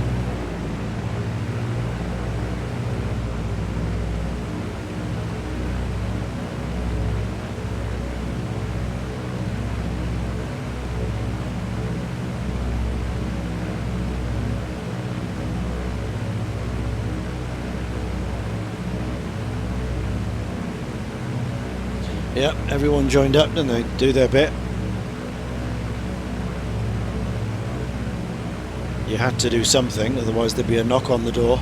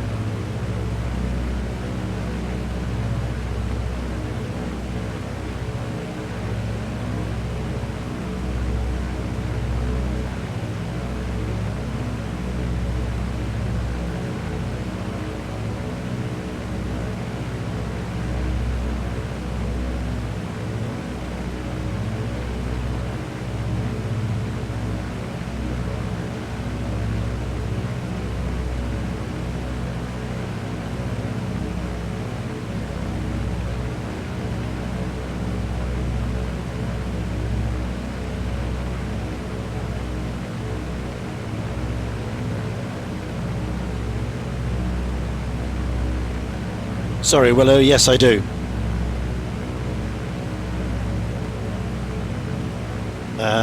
Yeah, let me give you the social. There you go.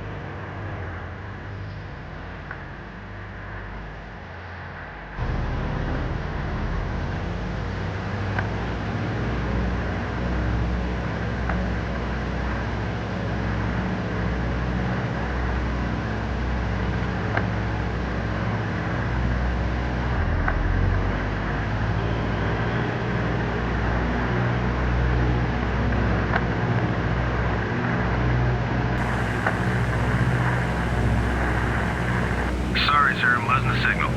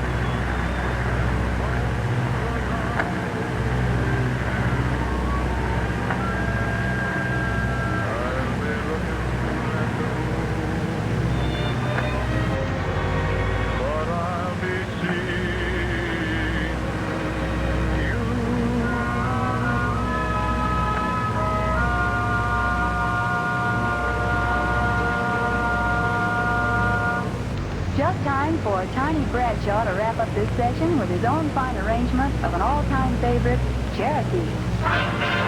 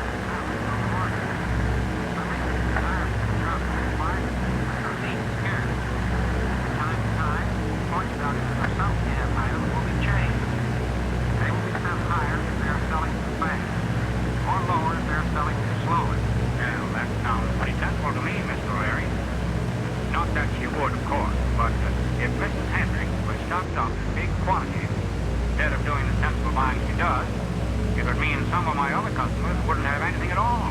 I know. I think I ought to point out that the hoarding of canned goods is not only unpatriotic, but also completely useless. In the first place, canned goods are going to be rationed, so the people won't be seriously short, so they will have a fair share. And in the second place, all canned goods on hand will have to be declared when you get your war ration book too. Coupons will be torn from your book to even up for the excess stocks of canned goods you have on hand at the time. Well, I don't suppose there'd be many of them. And I'm sure there wouldn't be any among my customers. But how about that chiseling few that's always looking for a chance to pull a fast one? What are we going to do about them if they don't report the canned food they have? Fortunately, Americans, being the kind of people they are, that isn't an awfully big problem. Most Americans are not cheaters, and most Americans don't like people who are. But for the few who you speak of, we can point out that it's a very serious offense to give false information to their government. It can be serious to the tune of heavy fines and even prison sentences. That's a good stiff penalty, but it's all right with me. A lot of Americans are making really big sacrifices in this war. I think we've got the right to expect everybody to play fair here at home. Me too. Mr. O'Leary, I just thought, there's something I wanted to ask. About that declaration of canned goods on hand. Does that include the stuff we put up ourselves? No, this applies only to commercially packed canned fruits and vegetables. Well, I'm sure I'll be able to get along on my share, especially since I can make my ration go farther by careful shopping. I know you can, Mrs. Hendricks, and I don't deny that all of this calls for careful shopping. You want to get good values, naturally, and you want to get canned goods with the lower point values, and still plan a balanced diet for your family. That means thinking about it, planning to an extent many of us have never bothered with before. I know. People come in here, they run their eyes along the shelves, they say, I can't think of a thing to have for dinner tonight. Yes, food for the home is going to take planning, careful planning. There's going to be enough, no one is going to go hungry. There will be enough for our boys and allies abroad, and for us at home, too. This whole point rationing plan is just so much insurance against people going hungry. You know how it was with coffee, and that is something we're really short of. People stood in line for hours, and then often didn't get any at all. Some people have been without coffee for weeks, the ration went into effect. Now people have coffee. Maybe not as much as one might. Everybody can't get a fair share. But to me, no one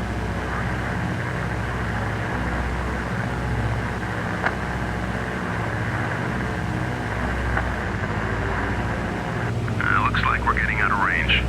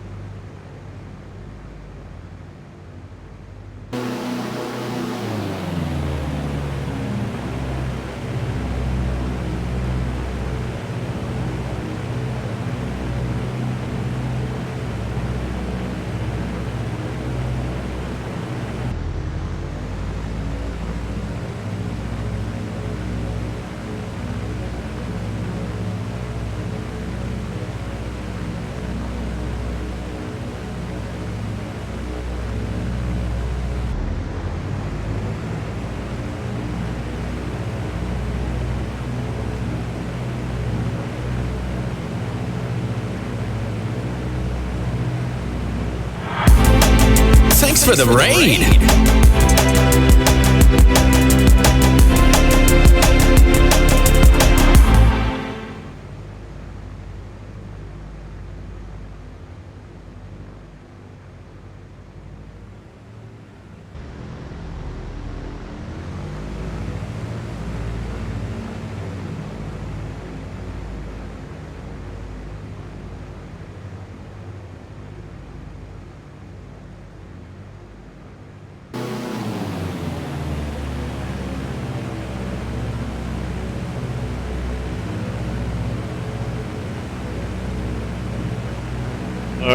Sorry, I've been elsewhere. Lily, thank you very much for the raid. Hope you're well. Andy, Silent Wolf, titled, welcome on in everybody. We're just finishing off a flight.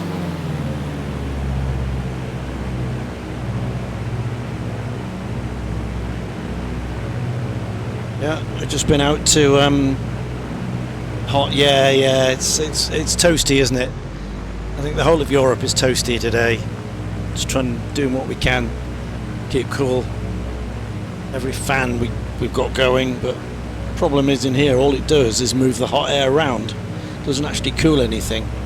But psychologically, it feels better if you've got a bit of wind on you, even if it's warm wind. Yeah, so we've just took the B-17 out on a bombing mission to Regensburg for the Messerschmitt factory, which is 520 miles away from Coningsby. So we've been out, we've dropped the 6,000 pounds of bombs, we hit the target, which was good, and now we're trying to get back without being shot down by the 109s. And we're just managed to get to the Dutch coast now. So another 20 minutes we can rest the crew. We're out of range, and then we just got to get back into Coningsby and another mission done. This is B-17 Heaven Sent. That was actually a real B-17 in the 100th bomb group, the bloody 100th. They're based at Thorpe Abbotts. So it was a real aircraft. Got shot down in France in 1944. But eventually made it back to the States, and it was sold for scrap in 1946.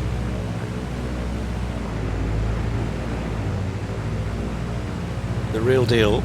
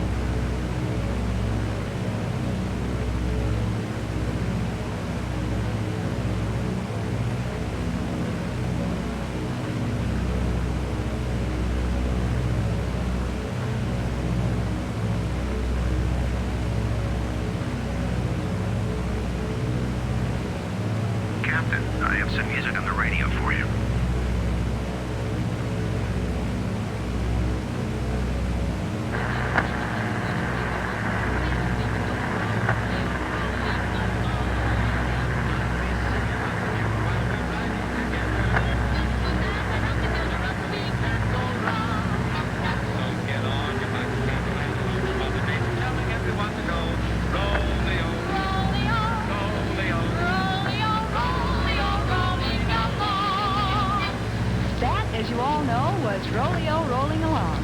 And taking some good advice from Bing, we're going to get our next number rolling your way right away. Here she is, Dinah Shore, singing the words to There Are Such Things. Stand by, APO503, here it comes.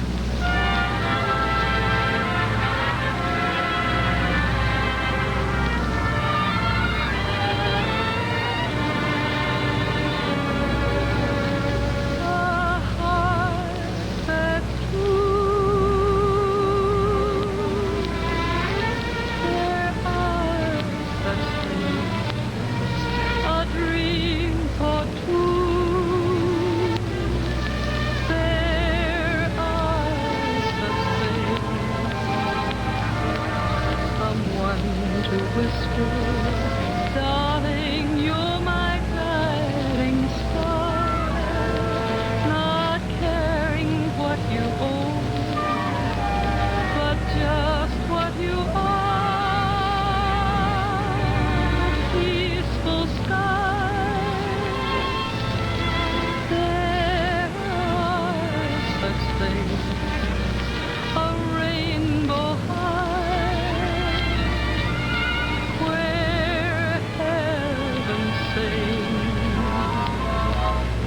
so have a little faith and trust in what tomorrow brings. You'll reach a star because there are such things.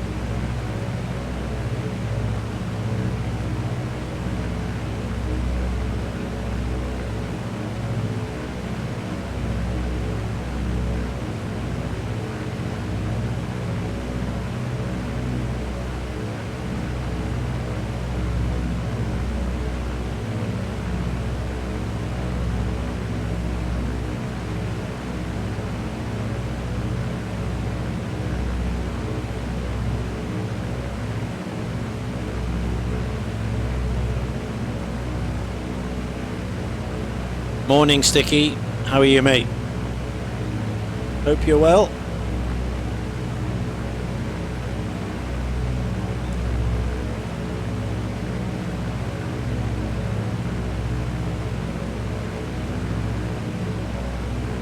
Yes, sir.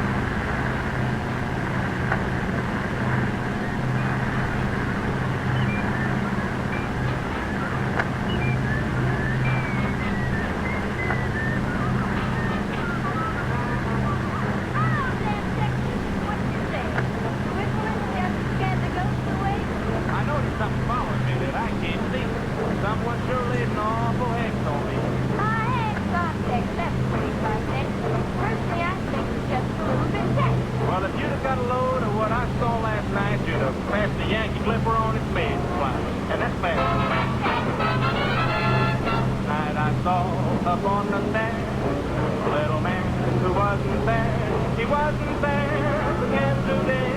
Oh, how I wish he'd go away. When you came home last night at 2, the man was waiting there for you. But when you looked around the hall, you couldn't see him there at all. Go away, don't you come back anymore.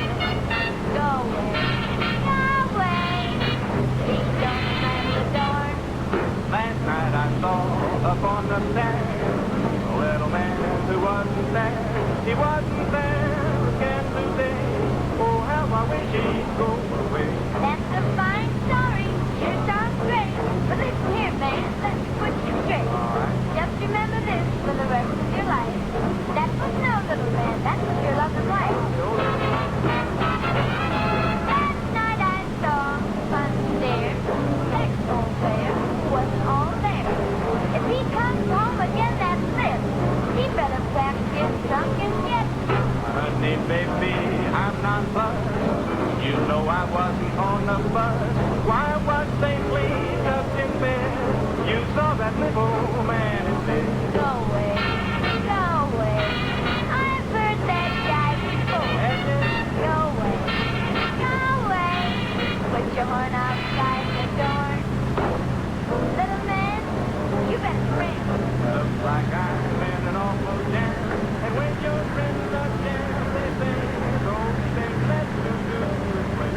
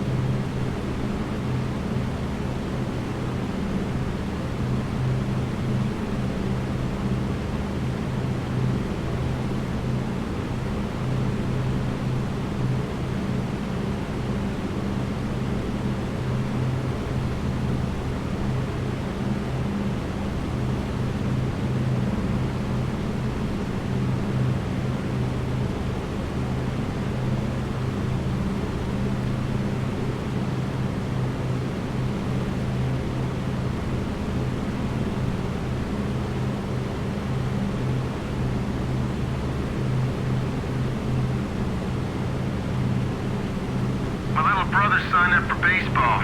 The kid's got a great arm.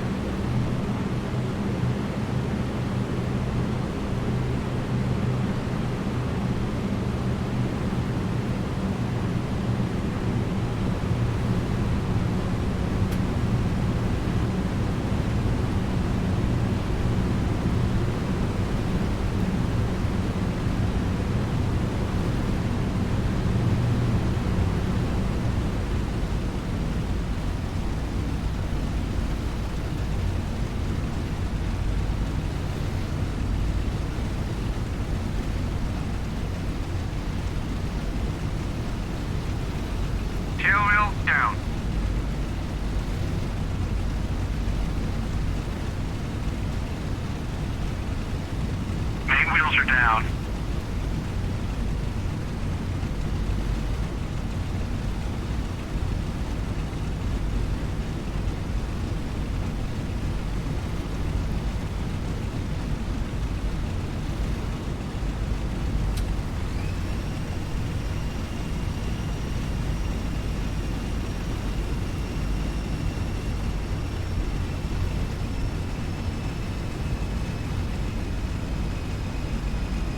Flaps down.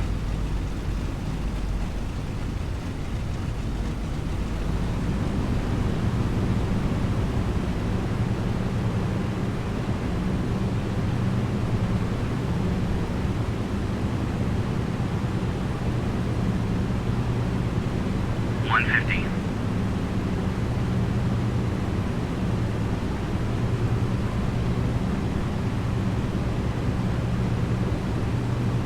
$140.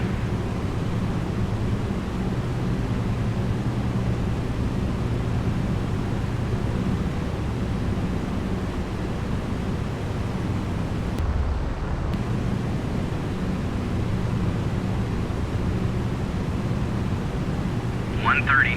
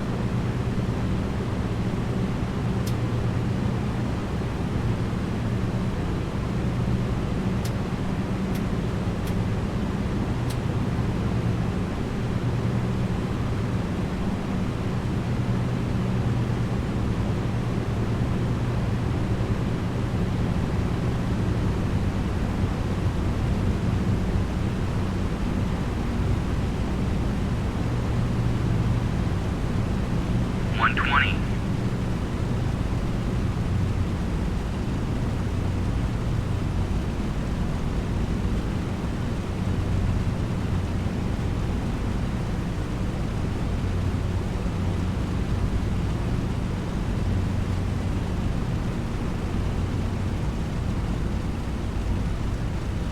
$110.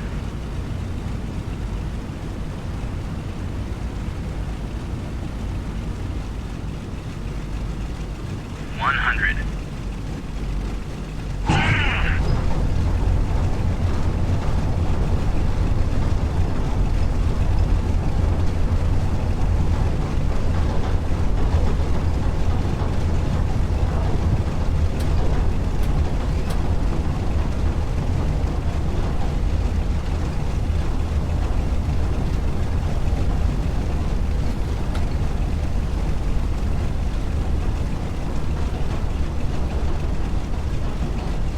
Captain, we're idling a bit low.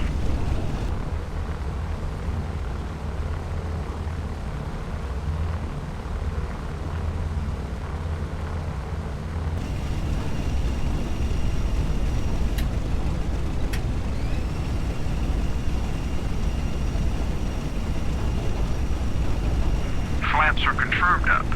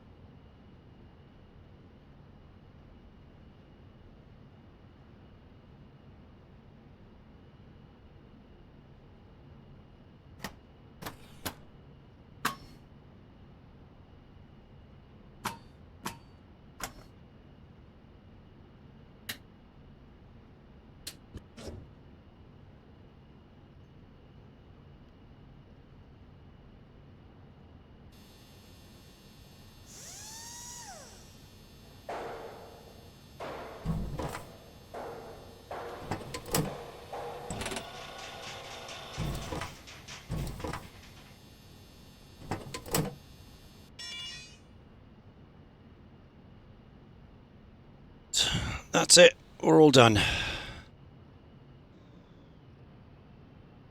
Another mission. Successful. Coningsby, Regensburg, Messerschmitt factory, Coningsby. We are. In heaven sent, the bloody 100th 100 bomb group. Marvellous. Right, that is it for me. I need some sleep. I need some sleep.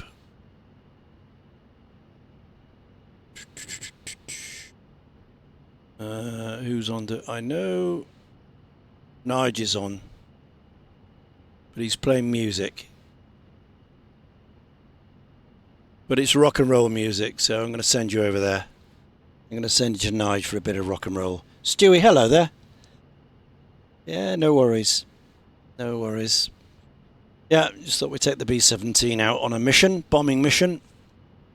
One of the longest they did back in the 100th bomb group, right down to southern Germany, Regensburg and Schweinfurt. One of the longest runs they did. But it was okay. Yeah, I'm going to have a sleep. Let's get it going then. Nige B, go and enjoy the music. And say hello to Nige, and we'll see you tomorrow.